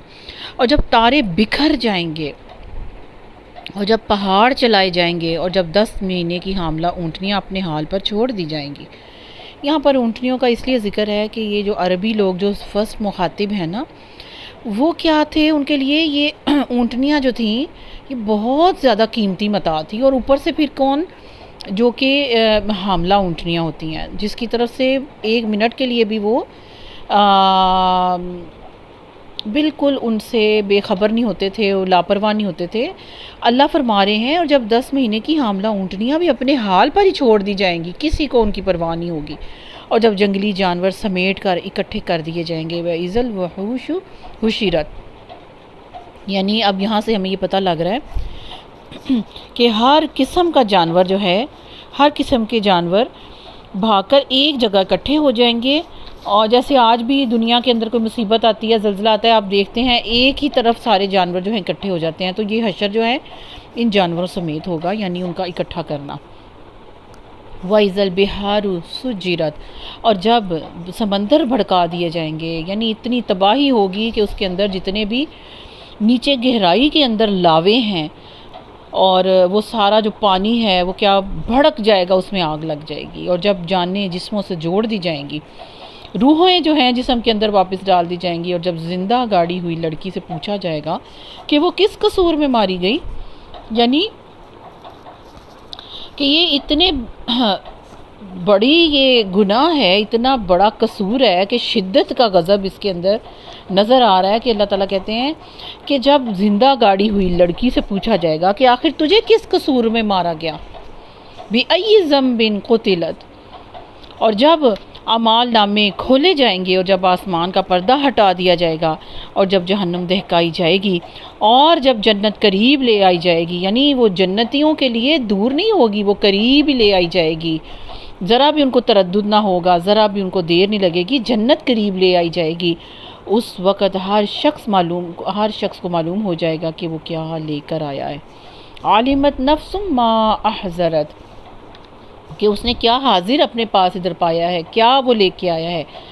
فلا اقسم بالخنس، پس نہیں میں قسم کھاتا ہوں پلٹنے اور چھپ جانے والے تاروں کی، ہاں پیچھے ہٹتے ستاروں کی میں قسم کھاتا ہوں، اور رات کی جب کہ وہ رخصت ہوئی، اور صبح کی قسم جب کہ اس نے سانس لی۔ یہ فی الواقع ایک بزرگ پیغامبر کا قول ہے جو بڑی توانائی رکھتا ہے، عرش والے کے ہاں بلند مرتبہ ہے۔ کون؟ حضرت جبرائیل امین، سب سے بزرگ فرشتے، سب سے یعنی پورے جتنے بھی فرشتے ہیں، جتنی بھی ان کی تعداد ہے، ان میں سب سے بڑے اکرام والے، بلند مرتبے والے یہ کون ہیں؟ یہ بزرگ پیغامبر رسول کریم، اور جو قوت میں بھی بہت بڑے ہیں، ذی قوت عند ذی العرش المکین، جو بڑی توانائی بھی رکھتا ہے اور عرش والے کے ہاں بڑا ہی بلند مرتبہ ہے۔ وہاں اس کا حکم مانا جاتا ہے فرشتوں کے اندر، وہ بااعتماد ہے، یعنی کہ تم یہ نہ سمجھ لو کہ یہ ایویں ہی کہیں سے آ گیا ہے، یہ پیغام اور یہ پیام اور یہ نبوت اور یہ سارا کچھ وہی، یا یہ قرآن پاک، یہ ذکر جو اتر رہا ہے، یہ بہت بااعتماد ایک اللہ کا فرشتہ ہے، بڑی قوت والا، وہ پیغمبر ہے، بزرگ ہے، بہت پرانے، بہت بڑے فرشتوں کے اندر سے بہت بلند مقام والے، عرش والے کے ہاں بھی ان کا مرتبہ بہت بلند ہے۔ یہ وہی فرشتے ہیں جبرائیل امین جو کہ لیلۃ القدر میں اللہ کے حکم کے ساتھ زمین کی طرف اترے آئے اپنے بہت سے بے شمار فرشتوں کے جرمٹ کے اندر۔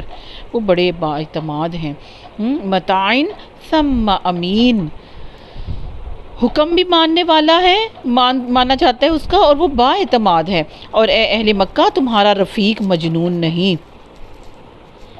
اللہ اکبر۔ اس نے اس پیغمبر کو روشن افق پر دیکھا، کہاں؟ مکہ مکرمہ میں محلہ جیاد کے اندر اس فرشتے کو دیکھا جس کا اوپر بلندی پر اس کا مقام سدرۃ المنتہا ہے۔ اس کو دیکھا جبرائیل امین کو، اور وہ غیب کے اس علم کو لوگوں تک پہنچانے کے معاملے میں بخیل نہیں ہے۔ پیارے نبی صلی اللہ علیہ وسلم کے بارے میں اللہ تعالیٰ گواہیاں دے رہے ہیں کہ وہ غیب کے اس علم کو لوگوں تک پہنچانے کے معاملے میں بھی ذرا بھی بخیلی نہیں کرتے، اور یہ کسی شیطان مردود کا قول بھی نہیں ہے۔ پھر تم لوگ کدھر چلے جا رہے ہو؟ یہ تو سارے جہاں والوں کے لیے ایک نصیحت ہے، تم میں سے ہر اس شخص کے لیے جو راہ راست پر چلنا چاہتا ہو، اور تمہارے چاہنے سے بھی کچھ نہیں ہوتا جب تک کہ اللہ رب العالمین نہ چاہے۔ سبحان اللہ۔ لمن شاء منکم ان یستقیم وما تشاءون الا ان یشاء اللہ رب العالمین، یعنی میرے اور آپ کے چاہنے سے بھی کچھ بھی نہیں ہوتا جب تک کہ وہ چاہت بھی اللہ کے قبضے و قدرت کے اندر ہے۔ وہ اللہ تعالیٰ ہی دلوں میں القاء کرتے ہیں، اللہ چاہیں تبھی کوئی راہ راست پر آتا ہے اور اس کو پاتا ہے۔ ربنا جعلنا منہم، اللہ تعالیٰ ایسے خوش بختوں میں مجھے اور آپ کو شامل فرمائے جو راہ راست پا جاتے ہیں، آمین۔ اگلی اسی سے ملتی جلتی قیامت کے منظر کے اوپر سورۃ الانفطار۔ انفطار مکی صورت ہے اور 19 اس کی آیات ہیں۔ بسم اللہ الرحمن الرحیم، بسم اللہ الرحمن الرحیم، شروع اللہ کے نام سے جو بڑا مہربان نہایت رحم کرنے والا ہے۔ اذا السماء انفطرت، جب آسمان پھٹ جائے گا اور جب تارے بکھر جائیں گے، وَإِذَا الْبِحَارُ فُجِّرَتْ وَإِذَا الْقُبُورُ بُعْثِرَتْ، اور جب سمندر پھاڑ دیے جائیں گے اور جب قبریں کھول دی جائیں گی، یعنی یہ قیامت کے دن سب کچھ ہوگا۔ اس وقت ہر شخص کو اس کا اگلا پچھلا سب کیا دھرا معلوم ہو جائے گا۔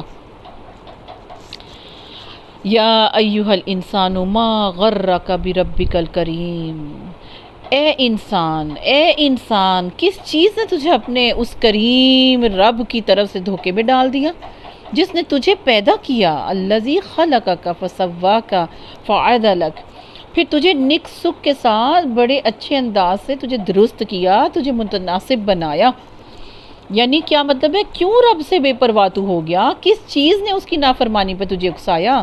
یا ایھا الانسان ما غرک بربک الکریم، کس چیز نے تمہیں اس کی نافرمانی پہ اکسا دیا ہے؟ ذرا تم غور کرو، سوچو، یہ تم سے سوال ہے۔ کیوں، کس طرح تم اپنے اتنے کریم رب سے بے پرواہ ہو گئے؟ اور کس طرح اور کیوں تم اس کے مقابلے کے لیے تیار ہو گئے؟ اے انسان، کس چیز نے تجھے اپنے رب کریم کی طرف سے دھوکے میں ڈال رکھا ہے؟ وہ دھوکہ کیا ہے؟ وہ دھوکہ یہ بھی ہے کہ وہ بڑا غفور الرحیم ہے، خیر ہی ہے، یہ بھی دھوکہ ہے۔ اور یہ بھی کہ دیکھا جائے گا، اور پھر یہ بھی کہ اس نے کبھی معاف ہی نہیں کرنا۔ یہ دو انتہائیں ہیں دھوکے کی، ٹھیک ہے؟ تو تم دیکھو کہ تم کس طرف چل رہے ہو، کون سی چیز ہے اپنے رب کریم کی طرف سے جو تمہیں دھوکے میں ڈال رہی ہے۔ وہ رب جس نے تجھے پیدا کیا، اتنا خوبصورت بنایا، تجھے متناسب جسم دیا۔ غور تو کرے کتنا ایکوریٹ اللہ تعالیٰ نے سب کچھ، ہر کسی کے حساب سے، اس کے فیچرز کے حساب سے اللہ تعالیٰ نے اس کو کتنا خوبصورت بنایا، اور جس صورت میں چاہا تجھ کو جوڑ کر تیار کر کیا۔ فی ای صورت ما شاء رکبک، ہرگز نہیں، کلا بل تکذبون بالدین، نہیں بلکہ اصل بات یہ ہے کہ تم لوگ جزا و سزا کو جھٹلاتے ہو۔ اللہ کو نہیں جھٹلاتے بلکہ روز جزا کو جھٹلاتے ہو، حالانکہ تم پر نگران مقرر ہیں، ایسے معزز کاتب ہیں جو تمہارے ہر فعل کو جانتے ہیں۔ ٹھیک ہے، یہ کرامن کاتبین کا یہاں پر ذکر آ گیا، جو میرے دائیں بائیں، آپ کے دائیں بائیں، ہر وقت آگے پیچھے وہ آپ کے میرے ہر عمل کو لکھ رہے ہیں، کوٹ کر رہے ہیں۔ وہ کون ہیں؟ معزز ہیں، کرامن کاتبین ہیں، بکاؤ مال نہیں ہے، رشوت نہیں لیتے، کوئی چیز کسی چیز میں ڈنڈی نہیں مارتے، ٹھیک ہے، کسی کی سائیڈ نہیں لیتے، ان کو جو حکم دیا اللہ نے اس کو پورا کرتے ہیں، ہر فعل کو وہ تمہارے جانتے ہیں، یعنی تم ہم سے کچھ بھی نہیں چھپا سکو گے۔ جو جزا اور سزا کے دن کو تم جھٹلا رہے ہو، تمہاری خیر نہیں تم پہ نگران ہے۔ ایک حدیث میں آیا ہے کہ جب قبر سے انسان اٹھے گا نا، ہر انسان کے ساتھ 2 فرشتے ہوں گے، ایک جو اس کو ہانک کر حشر کے میدان کے اندر لے کے آئے گا، اور دوسرا جو اس کے اوپر گواہ ہوگا۔ تو آپ دیکھ لیں کہ کس کس ٹائپ کے فرشتے ہیں جو میرے اور آپ کے اوپر اللہ تعالیٰ نے نگران مقرر کیے ہیں۔ ہمیں ڈر جانا چاہیے اور اللہ کی طرف سے کسی بھی دھوکے میں نہیں آنا چاہیے کہ وہ اللہ ہی کیا، وہ رب ہی کیا جو معاف نہ کرے، اور پھر یہ کہ وہ دوسری انتہا یہ ہے کہ اس نے کبھی معاف ہی نہیں کرنا، ٹھیک ہے، تو اتنی مایوسی میں چلے جانا۔ یقیناً نیک لوگ مزے میں ہوں گے اور بے شک بدکار لوگ جہنم میں جائیں گے۔ جزا کے دن وہ اس میں داخل ہوں گے اور اس سے ہرگز غائب نہیں ہو سکیں گے۔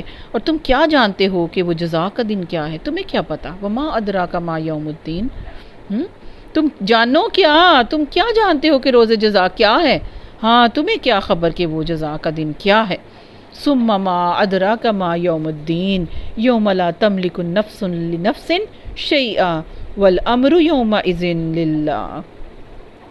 یہ وہ دن ہے جب کسی شخص کے لیے کچھ کرنا کسی کے بس میں نہیں ہوگا، فیصلہ اس دن بالکل اللہ کے اختیار میں ہوگا۔ اللہ اکبر۔ اللہ ہمارا حساب کتاب جو ہے وہ آسان کرے اور ہمارا جو ہے انجام صالحین کے ساتھ کرے، ہمارے دائیں ہاتھ میں ہمارا مال نامہ دے، ہمیں مزے میں رہنے والے ان لوگوں کے ساتھ اللہ تعالیٰ نیک لوگوں کا ساتھ عطا فرمائے، ہمارا حشر ان کے ساتھ کرے۔ اللہ تعالیٰ نے بہت ہی عمدہ اس وقت دیکھیں کیسے یہ دلوں پہ اثر کی ہوگی، اور اللہ تعالیٰ اسی طرح سے میرے اور آپ کے دل کے اوپر بھی یہ صورت، یہ قرآن پاک، اس کا ایک ایک لفظ، اس کی ایک ایک آیت میرے اور آپ کے دل کے اوپر بھی اللہ سے دعا ہے اسی طرح ورکنگ کرے، جس طرح پیارے نبی صلی اللہ علیہ وسلم کے وہ اصحاب، وہ پیارے ساتھی جن کے دلوں پر اس قرآن پاک نے اثر کیا، ورک کیا، اور ان کو صحابہ اکرام کا رضی اللہ تعالیٰ عنہ کا ٹیگ ملا۔ اللہ کرے جب ہم اٹھیں قبروں سے تو ہمارے سینوں کے اوپر بھی وہی اعزاز ہو، وہی میڈل ہوں، وہی سب کچھ اللہ تعالیٰ نے ہمیں بھی ان تمغوں سے نوازا ہو۔ آمین ثم آمین۔ اچھا،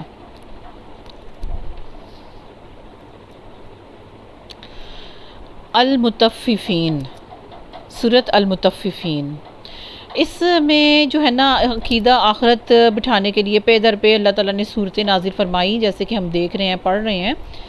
اس کا نزول اس زمانے میں ہوا تھا جب اہل مکہ نے سڑکوں پر، بازاروں میں، مجلسوں میں مسلمانوں پر آوازیں کسنے شروع کر دیے اور توہین اور تذلیل کرنا کے سلسلے بھی شروع کر دیے، مگر ظلم اور ستم اور مار پیٹ کا دور ابھی شروع نہیں ہوا تھا۔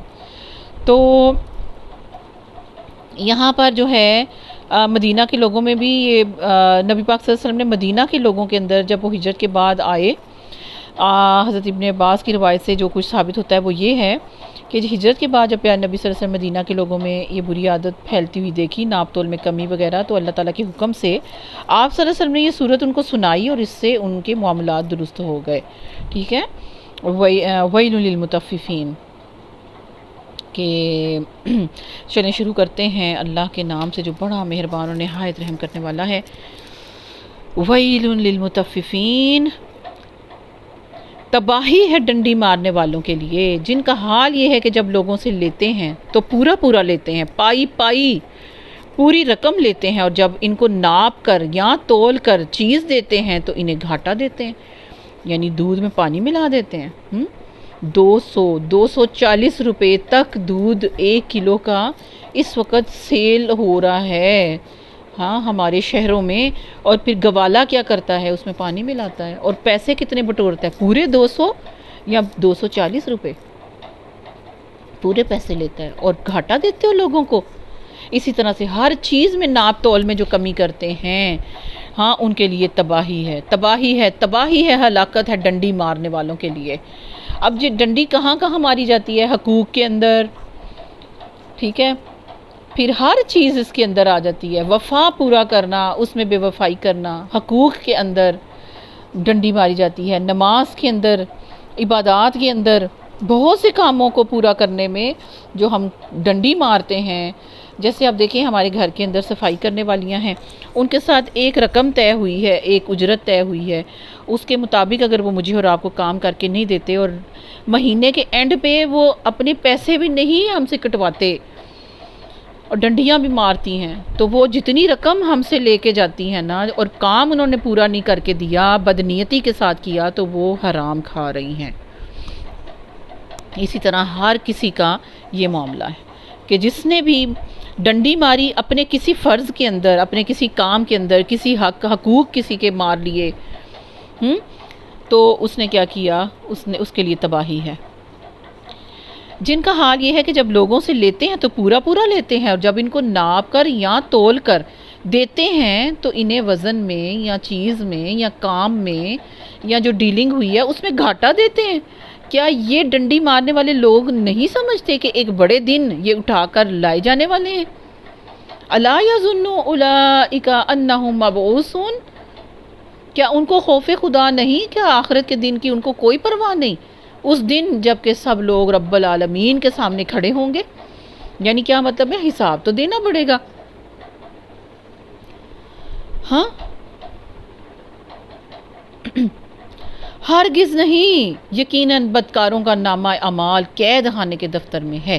یہ قید خانے کا دفتر کہاں ہے؟ یہ ایک قید خانہ ہے، جیل خانہ ہے، سجن ہے۔ اس سے معلوم ہو جاتا ہے کہ یہ جو رجسٹر ہیں برائی والے، جن کو سزا کے مستحق لوگوں کے نامہ اعمال جن کے اندر درج کیے جاتے ہیں، وہ سجین میں لکھے جاتے ہیں۔ اور تمہیں کیا معلوم کہ وہ قید خانے کا دفتر کیا ہے؟ ایک کتاب ہے وہ لکھی ہوئی، تباہی ہے اس روز جھٹلانے والوں کے لیے جو روز جزا کو جھٹلاتے ہیں۔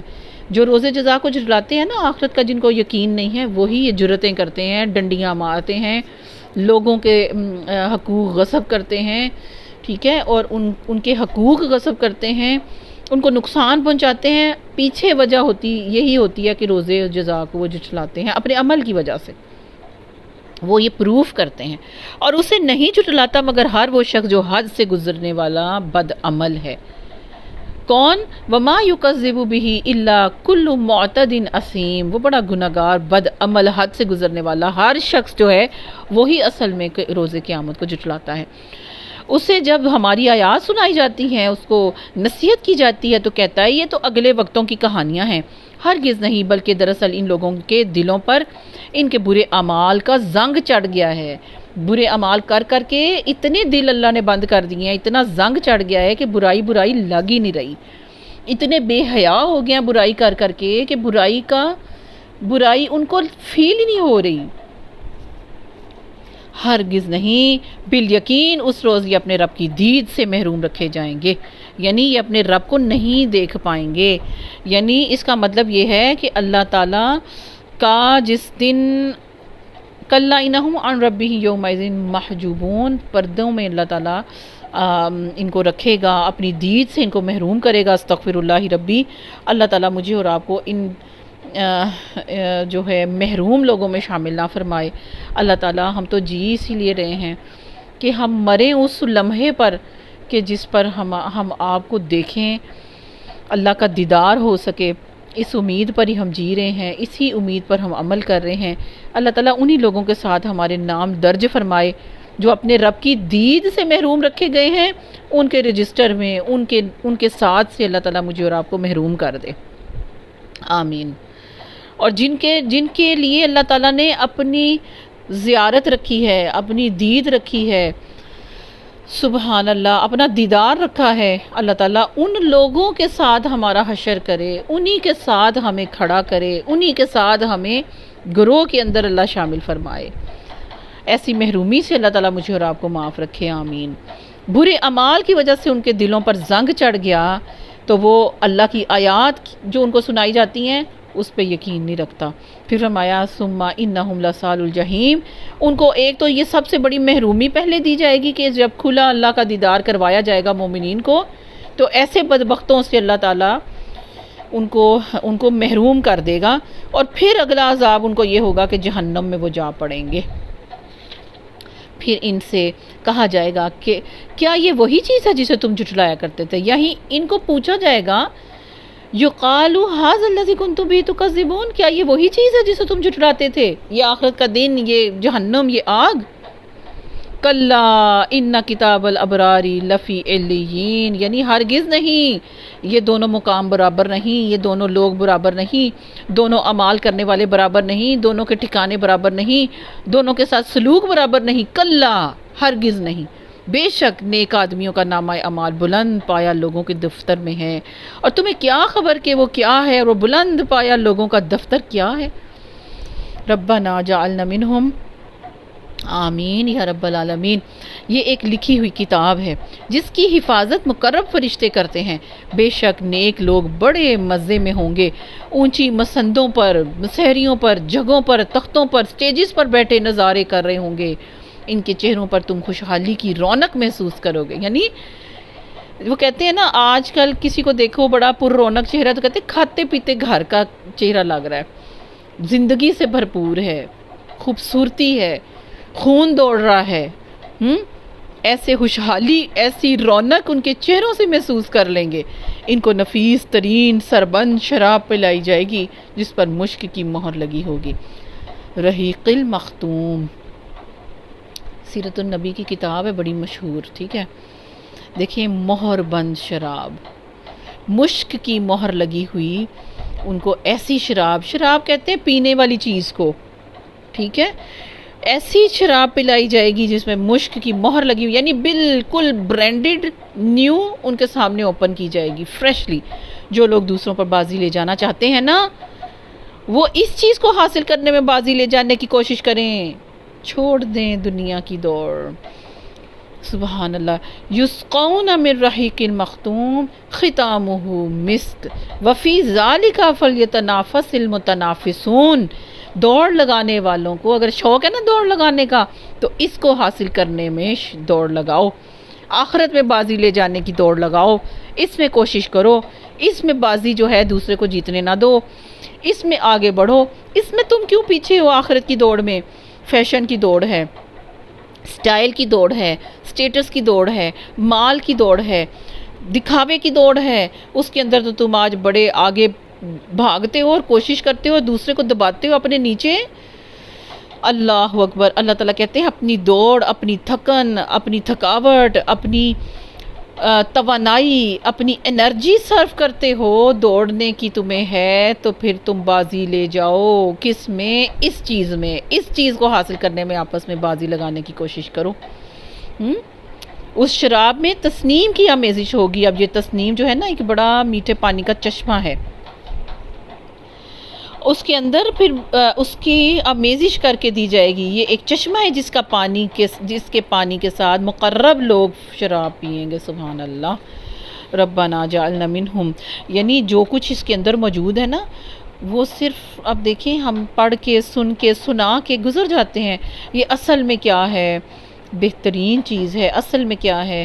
ایک ان لمیٹڈ مزہ ہے، ان لمیٹڈ آسائش ہے، ان لمیٹڈ جو ہے عیش ہے، بہاریں ہیں، خوشیاں ہیں، تندرستیاں ہیں، بہت خوبصورت ان لمیٹڈ زندگی ہے۔ ربنا جعلنا منہم، آمین ثم آمین۔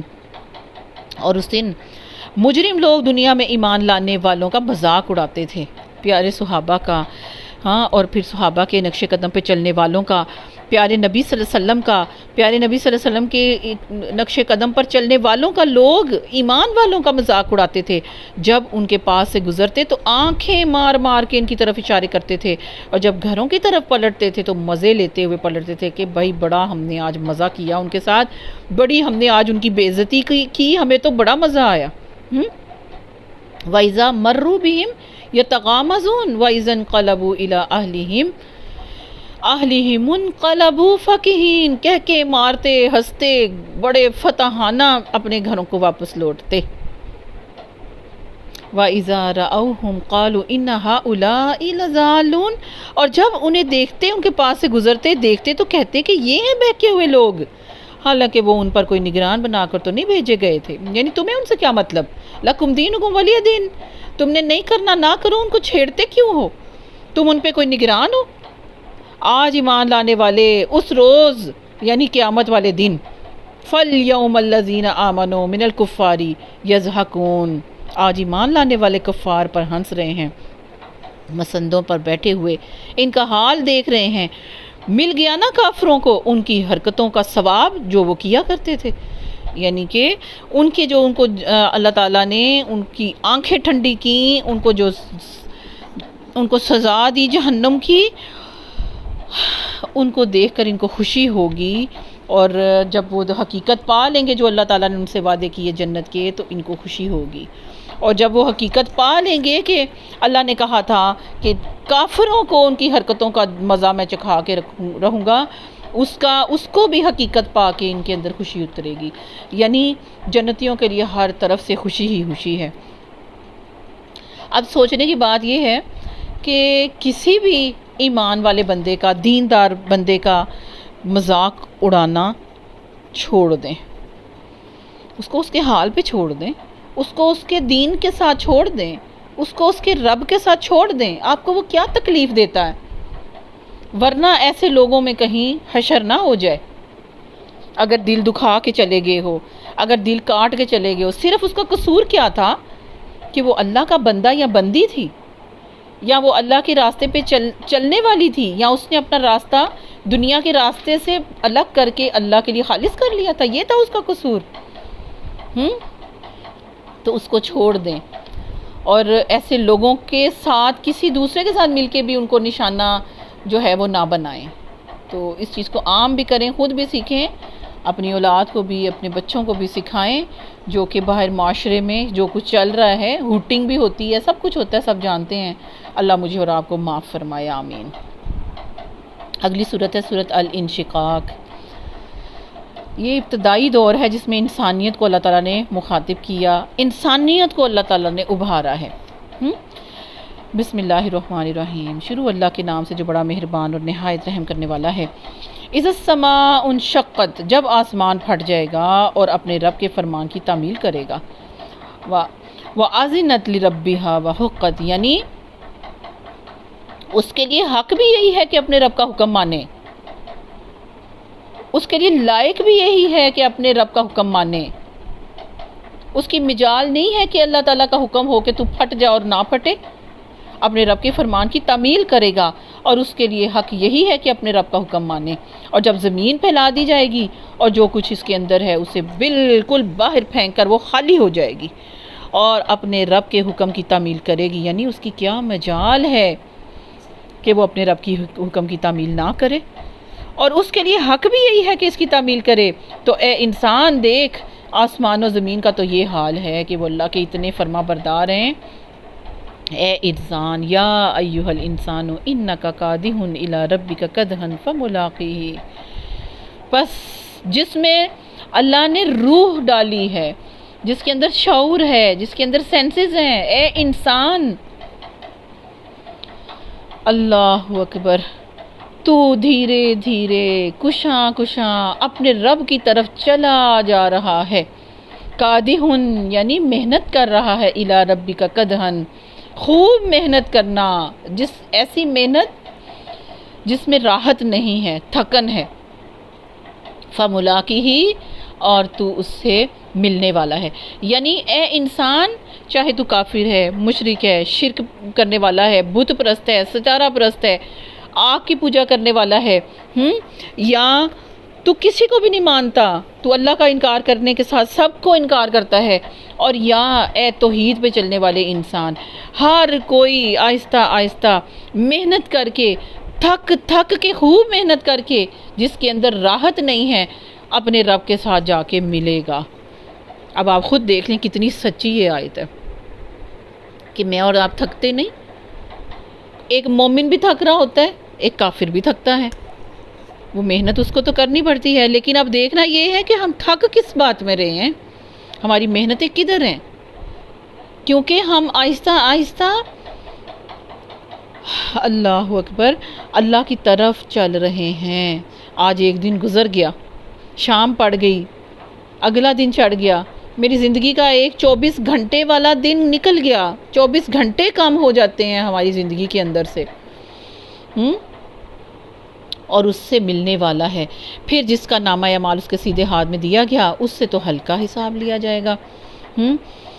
ہلکا حساب کیا ہے؟ وہ ہلکا حساب اللہ تعالیٰ کے ہاتھ میں اعمال نامہ ہوگا، اس کتاب کو اللہ تعالیٰ دیکھیں گے، الٹ پلٹ کریں گے، اور اتنے میں انسان جو ہے اس کا کچھ باقی نہیں رہے گا کہ اللہ کے ہاتھ میں میرا نامہ اعمال ہے۔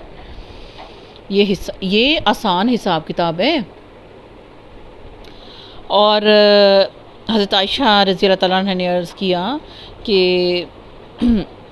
ایک روایت میں آتا ہے حضور صلی اللہ علیہ وسلم نے فرمایا جس سے بھی اللہ نے حساب لیا نا وہ مارا گیا۔ تو حضرت عائشہ فرماتی ہیں رضی اللہ تعالیٰ عنہ، انہوں نے عرض کیا یا رسول اللہ صلی اللہ علیہ وسلم، کہ اللہ نے یہ نہیں فرمایا کہ جس کا نامہ اعمال اس کے سیدھے ہاتھ میں دیا گیا اسے ہلکا حساب لیا جائے گا؟ پیارے نبی صلی اللہ علیہ وسلم نے جواب دیا وہ تو صرف اعمال کی پیشی ہے، لیکن جس سے پوچھ کچھ شروع ہو گئی نا وہ مارا گیا۔ سبحان اللہ، اللہ اکبر، استغفر اللہ ربی من کل ذنب و اتوب الیہ۔ یعنی کہ ہمیں دعا کرنی ہے اللہ تعالیٰ ہمیں بغیر حساب کتاب کے اللہ تعالیٰ جنت الفردوس میں جانے والے لوگوں میں شامل فرما۔ ہلکا حساب کیا ہے؟ پیشی اللہ کے ہاتھ میں ہوگی، اللہ کے سامنے حضوری پیشی ہوگی، ہم نے پیش ہونا ہے، حاضر ہونا ہے۔ نامہ اعمال کو اللہ تعالیٰ یوں جیسے ایک پوری کتاب کو ایک ہی دفعہ میں الٹ پلٹ کر کے دیکھا جاتا ہے، اتنی دیر میں انسان کا وہاں کھڑے کچھ نہیں حال ہوگا، وہ سمجھے گا میں تو ہلاک ہو گیا۔ اور جس کو اللہ نے ایک سوال پوچھ لیا وہ تو مارا گیا، اور وہ اپنے پھر جو ہلکے حساب والا ہوگا وہ اپنے لوگوں کی طرف خوش خوش پلٹے گا۔ فَسَوْفَ يُحَاسَبُ حِسَابًا يَسِيرًا وَيَنْقَلِبُ إِلَىٰ أَهْلِهِ مَسْرُورًا۔ سبحان اللہ، ربنا جعلنا منہم۔ وَأَمَّا مَنْ أُوتِيَ كِتَابَهُ وَرَاءَ ظَهْرِهِ، اور وہ شخص جس کا نامہ اعمال اس کی پیٹھ کے پیچھے سے دیا جائے گا تو وہ کیا کرے گا؟ فَسَوْفَ يَدْعُو ثُبُورًا، وہ موت کو پکارے گا، وَيَصْلَىٰ سَعِيرًا، اور بھڑکتی ہوئی آگ میں جا پڑے گا۔ یعنی پیٹھ کے پیچھے سے کیوں دیا جائے گا؟ اس لیے کہ وہ اپنا نامہ اعمال لینے کے لیے ہاتھ آگے کرے گا ہی نہیں، اور ہاتھ اگر ہم آگے نہیں کرتے تو ان ہاتھوں کو بچانے کے لیے انسان دیکھیں کیا کرتا ہے، ہاتھ پیچھے کرتا ہے کہ نہیں کرتا؟ کرتا ہے نا، آپ کے ذہن میں آ گیا۔ اب پیچھے سے فرشتے اس کو نامہ اعمال تھما دیں گے، پیچھے سے دیا جائے گا، تو وہ موت کو پکارے گا اور بھڑکتی ہوئی آگ میں جا پڑے گا۔ وہ اپنے گھر والوں میں مگن تھا، اس کا قصور کیا تھا؟ یہاں ماضی کی اس کی ایک جھلک یہاں دکھائی جا رہی ہے۔ اِنَّهُ كَانَ فِي أَهْلِهِ مَسْرُورًا، بڑا بے کھٹکے کے ساتھ اپنے گھر والوں کے اندر بڑا مگن تھا، یعنی صرف انہی کی فکر تھی، آخرت کی کوئی فکر نہیں تھی۔ اللہ کے حکم گھر والوں کے مگن ہونے کی وجہ سے گھر والوں کے اندر ان کی خوشی میں، ان کی خواہشات پوری کرنے میں اگر اللہ تعالیٰ کی حدوں کو پار کرنا پڑا، سود کھانا پڑا، فکر آخرت تو تھا ہی نہیں اس کے اندر۔ اپنے لوگوں میں، اپنے گھر والوں میں بڑا مگن تھا، اس نے سمجھا تھا کہ اسے کبھی پلٹنا ہی نہیں۔ پلٹنا کیسے نہیں تھا؟ اس کا رب اس کے کرتوت تو دیکھ ہی رہا تھا، یعنی پلٹنا تو سب کو ہی تھا، اور اس کے ذہن میں آتا بھی ہوگا، لیکن اس کے اعمال نے اس کے زنگ اتنا دل کے اوپر چڑھا دیا کہ فکر آخرت ہی جاتی رہی۔ اللہ تو اس کے کرتوت دیکھ ہی رہا تھا۔ ان ربہ کان بہ بصیرا فلا اقسم بالشفق، پس نہیں میں قسم کھاتا ہوں شفق کی۔ ہاں، شفق کہتے ہیں شام کی سرخی کو۔ اللہ اکبر۔ اور رات کی جو کچھ وہ سمیٹ لیتی ہے، جو کچھ وہ اکٹھا کر لیتی ہے، وہ لیلی وما وسق، اور رات جب وہ دن کی دیکھیں کتنی، اور رات کی ہے، اللہ تعالیٰ نے رات کے بارے میں بتایا، والقمر اذا اتسق، اور چاند کا منظر جو ہے وہ دیکھیں کتنا خاموشی اور پرسکون وہ ایک ٹائم ہوتا ہے، اور جو رات کا ایک پر نور چاند کے ساتھ ایک بڑا خوبصورت سا ٹھنڈا سا نظارہ ہوتا ہے، اور شام کی جو سرخی ہوتی ہے وہ بھی ایک آپ کو پتہ ہے کتنی خوبصورت چیز لگتی ہے۔ جو جانتے ہیں ان کو پتہ ہے کہ اس وقت کے منظر جو ہیں کس قدر اثر کرتے ہیں طبیعت کے اوپر۔ لا البتہ ترکبن طبقا عن طبق، کہ کیا اللہ کہتے ہیں جو کچھ وہ سمیٹ لیتی ہے، یعنی رات ساری چیزوں کو جو اکٹھا کر لیتی ہے، رات ہر چیز کو خاموش کر دیتی ہے، معلوم چیز کو بھی اور نامعلوم چیز کو بھی سب کو سمیٹ کر خاموش کروا دیتی ہے، اور چاند کی جب کہ وہ ماہ کامل کا پورا والقمر اذا اتسق پورا کامل ماہ کا ہو جاتا ہے، تم کو ضرور درجہ بدرجہ ایک حالت سے دوسری حالت کی طرف گزرتے چلے جانا ہے، ہاں سوار ہو کے تمہیں گزرتے چلے جانا ہے۔ لَتَرْكَبُنَّ طَبَقًا عَلَىٰ عَن طَبَقٍ، کہ تم سوار ہوگے، لَتَرْكَبُنَّ سوار ہوگے، طَبَقًا عَن طَبَقٍ، تو ایک حالت سے دوسری حالت میں چلتے چلے جاؤ گے۔ میں اور آپ اپنے آپ کو ہی دیکھ لیں کہ ہماری حالت پہلے کیا تھی اور اب ہم کیا ہیں، تو ایک حالت سے دوسری حالت کی طرف ہم سوار ہو کے، یعنی کہ ہماری وہ سفر جو ہے نا وہ جاری ہے۔ پھر ان لوگوں کو کیا ہو گیا ہے کہ یہ ایمان نہیں لاتے، یعنی دیکھتے نہیں ہو کہ کس طرح، اور پہلے تم سے کہاں جا پڑے ہیں قبروں کے اندر، اور تم بھی اسی طرح مسافر ہو، تم بھی اسی طرح سوار ہو، ایک حالت سے دوسری حالت کی طرف گزرتے تمہیں چلے جانا ہے۔ پھر ان لوگوں کو کیا ہو گیا کہ یہ ایمان نہیں لاتے، اور جب قرآن ان کے سامنے پڑھا جاتا ہے تو سجدہ نہیں کرتے، بلکہ یہ منکرین تو الٹا جھٹلاتے ہیں، حالانکہ جو کچھ یہ اپنے نامہ اعمال میں جمع کر رہے ہیں اللہ اس سے خوب جانتا ہے، لہٰذا ان کو دردناک عذاب کی بشارت دے دو۔ البتہ جو لوگ ایمان لے آئے ہیں اور جنہوں نے نیک عمل کیے ہیں ان کے لیے کبھی ختم نہیں ہونے والا اجر موجود ہے۔ اللہ اکبر، اللہ ہمیں اجر غیر کیا کہا، اجر غیر ممنون، ان کے لیے، کن کے لیے، الا الذین آمنوا وعملوا الصالحات لہم اجر غیر ممنون، ان کے لیے نامنقطع ہونے والا، نہ کبھی ختم ہونے والا، نہ کبھی ڈسکنیکٹ ہونے والا ایسا اجر ہے جو کبھی ختم نہیں ہوگا، لامت نہیں۔ اللہ تعالیٰ یہاں پر میں آپ کو ایک بات بتاؤں، جنت جو ہے نا وہاں پر کروڑہا سال کیا جتنی اللہ تعالیٰ کے پاس گنتی ہے، اللہ کے علم ہے، اتنا مجھے اور آپ کو انشاءاللہ وہاں رہنا ہے۔ ربنا جعلنا منہم، آمین۔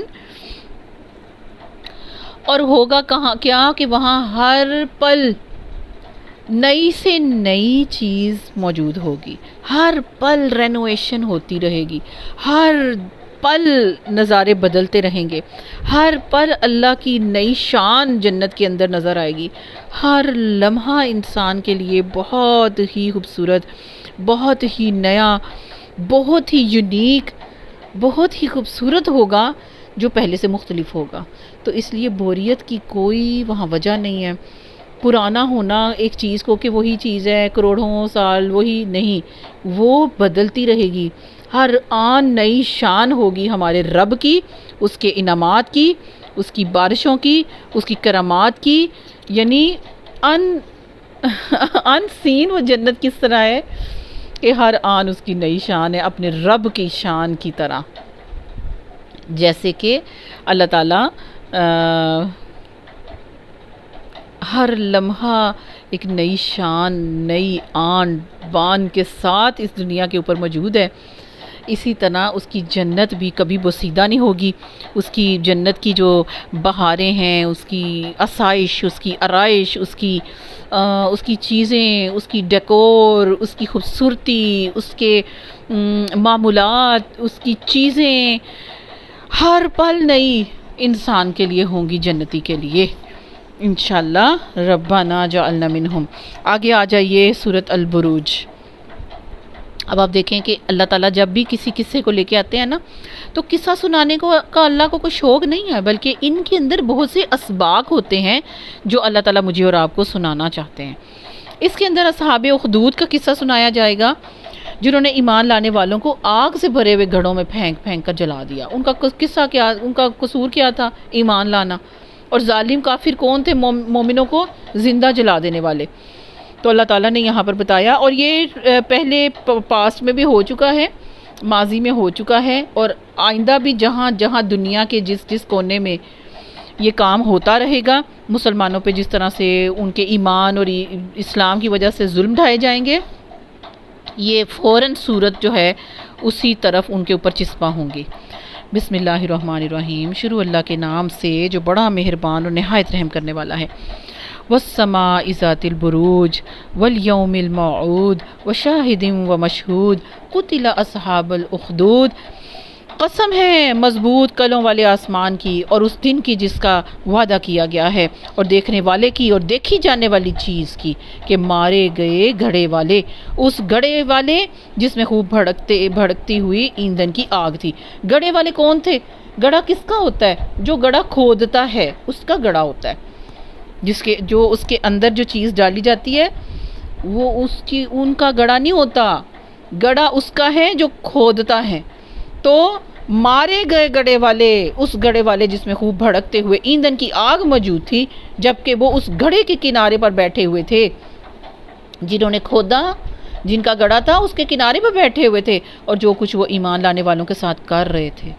اللہ اکبر، استغفر اللہ ربی، اسے دیکھ رہے تھے۔ یعنی کیسے انسان تھے، کیسے ظالم تھے، اور کیا ان بے بسوں کا قصور تھا جنہوں نے کہا لا الہ الا اللہ، اور ان اہل ایمان سے ان کی دشمنی اس کے سوا کسی وجہ سے بھی نہیں تھی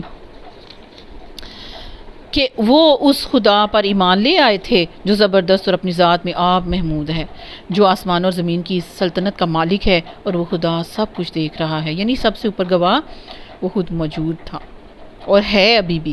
جن لوگوں نے مومن مردوں اور عورتوں پر ظلم و ستم توڑا اور پھر اس سے تائب نہیں ہوئے، یقیناً ان کے لیے جہنم کا عذاب ہے اور ان کے لیے جلائے جانے کی سزا ہے۔ جو لوگ ایمان لائے، جنہوں نے نیک عمل کیے، یقیناً ان کے لیے جنت کے باغ ہیں جن کے نیچے نہریں بہتی ہوں گی۔ یہ ہے بڑی کامیابی۔ در حقیقت تمہارے رب کی پکڑ بڑی سخت ہے، استغفر اللہ۔ وہی پہلی بار پیدا کرتا ہے اور وہی دوبارہ پیدا کرنے والا ہے۔ یعنی ایسی اس کی پکڑ ہے کہ دیکھو، پہلی دفعہ تمہیں پکڑ کے پیدا نہیں کر دیا، کیا مجال تھی تمہاری، اور پھر اسی طرح وہ دوبارہ پیدا کرے گا، تمہاری کوئی مجال نہیں، اسی طرح وہ تمہیں دوبارہ بھی پیدا کرے گا۔ اور بخشنے والا ہے، محبت کرنے والا بھی ہے، عرش کا مالک ہے، بزرگ و برتر ہے، اور جو کچھ چاہے کر ڈالنے والا ہے، جو کچھ چاہے کر ڈالنے والا ہے، اس کو کوئی روکنے والا نہیں ہے۔ کیا تمہیں لشکروں کی خبر پہنچی؟ حل اتاک حدیث الجنود، فرعون اور سمود کے لشکروں کی؟ مگر جنہوں نے کفر کیا ہے وہ جھٹلانے میں لگے ہوئے ہیں، حالانکہ اللہ نے ان کو گھیرے میں لے رکھا ہے۔ ان کے جھٹلانے سے اس قرآن کا کچھ نہیں بگڑتا، بلکہ یہ قرآن بلند پایا ہے، اس لوح میں نقش ہے جو محفوظ ہے۔ سبحان اللہ، بے شک۔ یعنی اب انسان کو یہاں پر احساس دلایا جا رہا ہے کہ دیکھو تمہارا رب کون ہے جس کی تم انکار کر رہے ہو۔ اتنی محبت کرنے والا بھی ہے، اتنا بزرگ ہے، مالک ہے، خالق ہے، بخشنے والا ہے، ہاں، اور اس کی پکڑ بڑی سخت ہے۔ تو پھر تمہیں کیا کرنا چاہیے؟ تمہیں الرٹ ہو جانا چاہیے۔ تم جھٹلاؤ گے تو اس قرآن کے جھٹلانے سے قرآن کا کچھ فرق نہیں پڑے گا، کچھ نہیں بگڑتا۔ وہ کہاں ہے؟ وہ لوح محفوظ میں محفوظ ہے، نقش ہوا ہے۔ سبحان اللہ۔ سورۃ الطارق۔ اچھا جی، بسم اللہ الرحمن الرحیم۔ قسم ہے آسمان کی اور رات کو نمودار ہونے والے کی، اور تم کیا جانو کہ وہ رات کو نمودار ہونے والا کیا ہے؟ چمکتا ہوا تارا۔ کوئی جان ایسی نہیں جس کے اوپر کوئی نگہبان نہ ہو۔ پھر ذرا انسان یہی دیکھ لے کہ وہ کس چیز سے پیدا کیا گیا ہے۔ ایک اچھلتے ہوئے پانی سے پیدا کیا گیا ہے جو پیٹھ اور سینے کی ہڈیوں کے درمیان سے نکلتا ہے۔ یقیناً وہ خالق اسے دوبارہ پیدا کرنے پر بھی قادر ہے۔ جس روز پوشیدہ اسرار کی جانچ پڑتال ہوگی، ہر عمل کے پیچھے سے نا، یوم تبلی السرائر، جس دن ہر پوشیدہ بات کی، چھپے ہوئے راز کی، نیتوں کی جانچ پڑتال ہوگی، اس وقت انسان کے پاس نہ خود اپنا کوئی زور ہوگا، نہ کوئی اس کی مدد کرنے والا ہوگا۔ یعنی الرٹ ہو جاؤ، سنبھل جاؤ۔ فَمَا لَهُ مِن قُوَّةٍ وَلَا نَاصِرٍ، کوئی اس کا مددگار نہیں ہوگا، نہ ہی اس کے پاس کوئی قوت ہوگی۔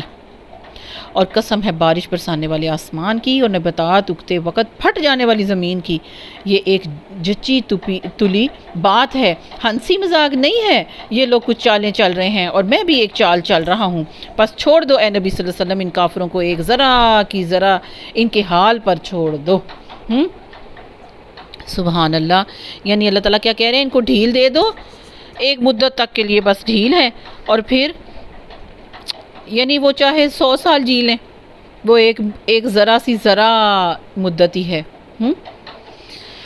اللہ اکبر۔ اللہ تعالیٰ ہمیں سیدھا راہ دکھائے اور اللہ تعالیٰ امت مسلمہ میں اضافہ فرمائے، بہت سے انسانوں کو اللہ تعالیٰ اسلام کا پیروکار بنائے، جہنم سے بچائے، آمین یا رب العالمین۔ سورۃ الاعلیٰ ابتدائی دور کی نازل شدہ صورتوں میں سے ہے، اور نبی پاک صلی اللہ علیہ وسلم جو ہیں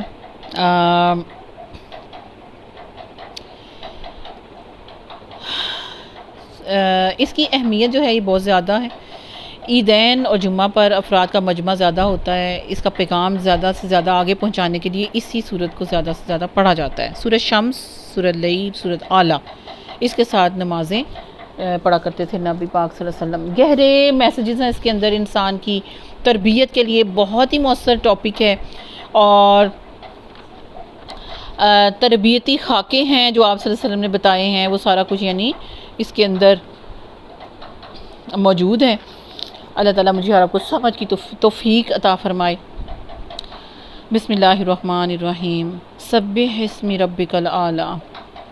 تو پیارے نبی صلی اللہ علیہ وسلم نے جواب، اس کا جواب کیا ہے؟ سبحان ربی الاعلیٰ، سبحان ربی الاعلیٰ۔ حکم ہے سبح، اے نبی صلی اللہ علیہ وسلم اپنے رب برتر کے نام کی تسبیح کرو، حکم ہے نا، سبح اسم ربک الاعلیٰ۔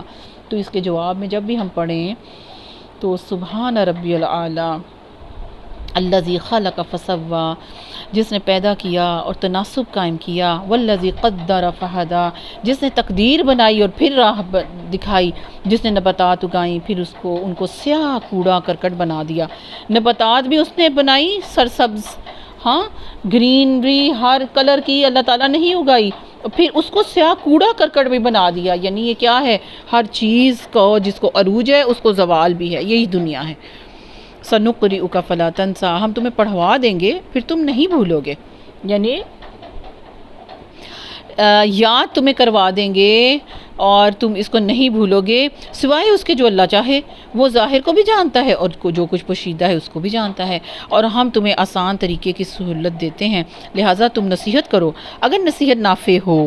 اس کا مطلب یہ نہیں ہے کہ نصیحت سب کو نہیں کرنی، مطلب یہ ہے کہ نصیحت ضرور کرو، حکمت کے ساتھ بھی کرو۔ جو شخص ڈرتا ہے نا وہ نصیحت قبول کر لے گا، اور اس سے گریز کرے گا وہی جو انتہائی بدبخت ہے، جو بڑی آگ میں جائے گا، پھر نہ اس میں جیے گا نہ مرے گا۔ فلاح پا گیا وہ جس نے پاکیزگی اختیار کی، قد افلح من تزکا وذکر اسم ربہ فصلی، جس نے یاد کیا اپنے رب کو، ہاں اس کے رب کے نام یاد کیا، پھر نماز پڑھی، فصلی، اور اس نے نماز پڑھی۔ مگر تم لوگ دنیا کی زندگی کو ترجیح دیتے ہو، حالانکہ آخرت بہتر ہے، باقی رہنے والی ہے۔ یہی بات پہلے آئے ہوئے صحیفوں میں بھی کہی گئی تھی، ابراہیم علیہ السلام، موسیٰ علیہ السلام کے صحیفوں میں۔ بے شک سبحان اللہ۔ آگے سورۃ الغاشیہ، بسم اللہ الرحمن الرحیم۔ هل اتاک حدیث الغاشیہ وجوہ یومئذ خاشعہ عاملۃ ناصبہ تصلی نارا حامیہ تسقی من عین آنیہ لیس لهم طعام الا من ضریع لا یسمن ولا یغنی من جوع وجوہ یومئذ ناعمہ لسعیہا راضیۃ فی جنۃ عالیہ لا تسمع فیہا لاغیہ فیہا عین جاریہ فیہا سرر مرفوعہ واکواب موضوعہ نمارق مصفوفہ والزرابی مبثوثہ افلا ینظرون الی الابل کیف خلقت واذا السماء کیف رفعت والی الجبال کیف نصبت والی الارض کیف سطحت فذکر انما انت مذکر لست علیہم بمسیطر الا من تولی وکفر فیعذبہ اللہ العذاب الاکبر ان الینا ایابہم ثم ان الینا حسابہم ربنا حاسبنا حسابا یسیرا آمین۔ ترجمہ کیا ہے؟ کیا تمہیں اس چھا جانے والی آفت کی خبر پہنچی ہے؟ کیا کچھ چہرے اس روز خوف زدہ ہوں گے، سخت مشقت کر رہے ہوں گے، تھکے جاتے ہوں گے، شدید آگ میں جھلس رہے ہوں گے، کھولتے ہوئے چشمے کا پانی انہیں پینے کو دیا جائے گا، خاردار سوکھی گھاس کے سوا کوئی کھانا ان کے لیے نہیں ہوگا جو نہ موٹا کرے گا نہ بھوک مٹائے گا۔ یہ دو چیزوں کے لیے انسان کھاتا ہے نا، بھوک مٹاتا ہے اور ساتھ موٹاپا ہوتا ہے۔ نہ اس کے ساتھ وہ موٹا ہوگا، تندرست ہوگا، کوئی طاقت ملے گی، نہ اس کی بھوک مٹے گی۔ استغفر اللہ ربی۔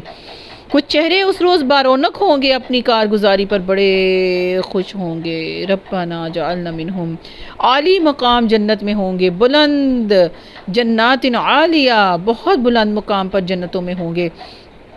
لا تسمعوا فیہا لاغیہ، کوئی بیہودہ بات وہاں نہیں سنیں گے، کوئی غیبت، چگلی، جھوٹ، اونچی بکواس، بیہودہ بکواس، کوئی لان تان، کوئی گالی گلوچ، کچھ بھی نہیں، کوئی رنجش نہیں، کوئی بیہودہ بات وہاں نہیں سنیں گے۔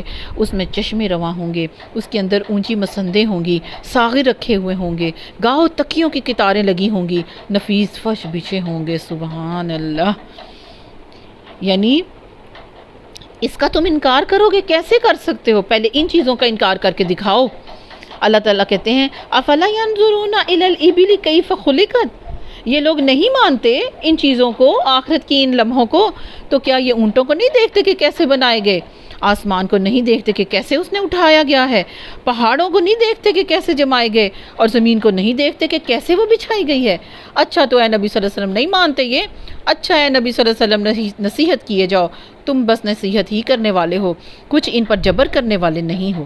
البتہ جو شخص منہ موڑے گا، انکار کرے گا، تو اللہ اس کو بھاری سزا دے گا۔ ان لوگوں کو پلٹنا ہماری طرف ہی ہے، پھر ان کا حساب لینا بھی ہمارے ذمے ہے۔ اللہ اکبر۔ اللہم حاسبنا حسابی یسیرا، اللہ تعالیٰ آسان حساب کتاب، اللہ بغیر حساب کتاب کی ہمیں جنت میں پہنچا دے، آمین۔ اگلی صورت ہے بہت پیاری سی سورۃ الفجر۔ بسم اللہ الرحمن الرحیم۔ قسم ہے فجر کی، والفجر کیا مطلب ہے؟ ہر صبح قیامت کی دلیل ہے، ہر صبح قیامت کی دلیل ہے۔ کیوں؟ کیونکہ ساری مخلوق جب سو کے اٹھتی ہے نا، تو موت کے بعد اٹھنے کا یہی منظر ہوگا، ایسے ہی ہوگا۔ والفجر ولیال العشر، اور 10 راتوں کی قسم، والشفع والوتر، اور جفت اور طاق کی، اور رات کی جب کہ وہ رخصت ہو رہی ہو۔ کیا اس میں کسی صاحب عقل کے لیے کوئی قسم ہے؟ یعنی تمہارے لیے کوئی قسم کوئی ہے عقل والوں کے لیے، صاحب عقل کے لیے ان چیزوں میں کوئی بڑی بات موجود ہے؟ کسی ہوش مند بندے کو یہ قسمیں کافی ہیں؟ کیا یہ آیات، یہ دلائل کافی ہیں؟ ہاں، جن کے پاس عقل ہے نا، ان کے لیے کافی ہے۔ اللہ فرماتے ہیں الم تر کیف فعل ربک بعاد، تم نے دیکھا نہیں کہ تمہارے رب نے کیا برتاؤ کیا اونچے ستونوں والے ارم ذات العماد۔ یہ کون تھے؟ خالص عرب تھے، یہ خالص عرب لوگ تھے، اونچے ستونوں والے عادے ارم کے ساتھ۔ یہ ایک قوم کا نام تھا جن کے مانند کوئی قوم دنیا کے ملکوں میں پیدا نہیں ہوئی، ایسی زبردست وہ قوم تھی۔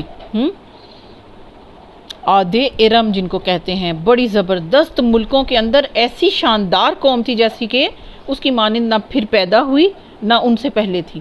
اور سمود کے ساتھ جنہوں نے وادی میں چٹانیں تراشی تھیں، اور میخوں والے فرعون کے ساتھ، یہ وہ لوگ تھے جنہوں نے دنیا میں کے ملکوں میں بڑی سرکشی کی اور ان میں بہت فساد پھیلایا۔ آخر کار تمہارے رب نے ان پر عذاب کا کوڑا برسا دیا۔ حقیقت یہ ہے کہ تمہارا رب گھات لگائے ہوئے ہے، مگر انسان کا حال یہ ہے کہ اس کا رب جب اس کو آزمائش میں ڈالتا ہے اور اسے عزت اور نعمت دیتا ہے تو وہ کہتا ہے میرے رب نے مجھے عزت دار بنا دیا، اور جب وہ اس کو آزمائش میں ڈالتا ہے اور اس کا رزق اس پر تنگ کر دیتا ہے تو کہتا ہے میرے رب نے مجھے ذلیل کر دیا۔ اللہ اکبر، استغفر اللہ، ہرگز نہیں، بلکہ تم یتیم سے عزت کا سلوک نہیں کرتے اور مسکین کو کھانا کھلانے پر ایک دوسرے کو نہیں اکساتے اور میراث کا سارا مال سمیٹ کر کھا جاتے ہو۔ کیا مطلب ہے؟ اصل میں تم دولت کا حق ادا نہیں کرتے، مال سے حقوق کو نہیں نکالتے، ٹھیک ہے، اور مال کی محبت میں بری طرح گرفتار ہو، اس لیے تم ایسا کرتے ہو۔ ہرگز نہیں، جب زمین پے در پے بار بار کوٹ کوٹ کر ریگزار بنا دی جائے گی، اللہ اکبر، اور تمہارا رب جلوہ فرما ہوگا، ہاں، وَجَاءَ رَبُّكَ وَالْمَلَكُ صَفًّا صَفًّا، وَجَاءَ کا مطلب ہے آئے گا تیرا رب، اس حال میں کہ فرشتے صف در صف کھڑے ہوں گے اور جہنم اس روز سامنے لے آئی جائے گی۔ اس دن انسان کی سمجھ میں آئے گا اور اس وقت اس کے سمجھنے کا پھر کیا فائدہ، کیا حاصل؟ وہ کہے گا کاش میں نے اپنی اس زندگی کے لیے کچھ پیشگی سامان پہلے کیا ہوتا۔ پھر اس دن اللہ جو عذاب دے گا ویسا عذاب دینے والا کوئی نہیں، اور اللہ جیسا باندھے گا ویسا باندھنے والا کوئی نہیں۔ استغفر اللہ ربی ربنا لا تجعلنا منہم، اللہ اس سین سے منظر سے مجھے اور آپ کو پاک اور صاف رکھے، آمین۔ دوسری طرف ارشاد ہے، اسی لمحے، اسی وقت، ایک طرف یہ سین ہے، اسی لمحے دوسری طرف کیا سین ہے؟ یا ایتھا النفس المطمئنہ، اے نفس مطمئن، اے نفس مطمئن، اے وہ نفس کی اللہ کے ذکر سے، اس کی اطاعت سے جس کو سکون ملتا تھا، اور اللہ کی اطاعت سے، اللہ کے ذکر سے قرار پانے والا نفس، اس کو پکارا جائے گا، کیا کہا جائے گا؟ ارجعی الی ربک راضیۃ مرضیہ فادخلی فی عبادی وادخلی جنتی، اس کو، اس مطمئن نفس کو جو اپنے رب کی تقدیر سے، اپنی قسمت سے، اپنے مقدر سے، اپنی رب کی حکمت سے، اپنے رب کے تمام کاموں سے اس کا نفس مطمئن رہا، توکل کرتا رہا، اطمینان پکڑتا رہا، بھروسے کے اندر رہا، کبھی بھی مایوسی کی طرف نہیں گیا، اگر گیا تو پھر سنبھل گیا، اور وہ نفس مطمئن ہی رہا اور مطمئن ہو کر ہی وہ فوت ہو گیا۔ اس کو اللہ تعالیٰ اسی طرح سے پکار لگوائے گا کہ اے نفس مطمئن ربنا جعلنا منہم، آمین، چل اپنے رب کی طرف اس حال میں کہ تو اپنے انجام نیک سے خوش اور وہ اپنے رب کے نزدیک پسندیدہ ہے، شامل ہو جا میرے نیک بندوں میں اور داخل ہو جا میری جنت میں۔ اللہ اکبر۔ اللہ مجھے آپ کو ہر قرآن پڑھنے، پڑھانے، سیکھنے، عمل کرنے والوں کو اللہ اس گروہ میں شامل فرما۔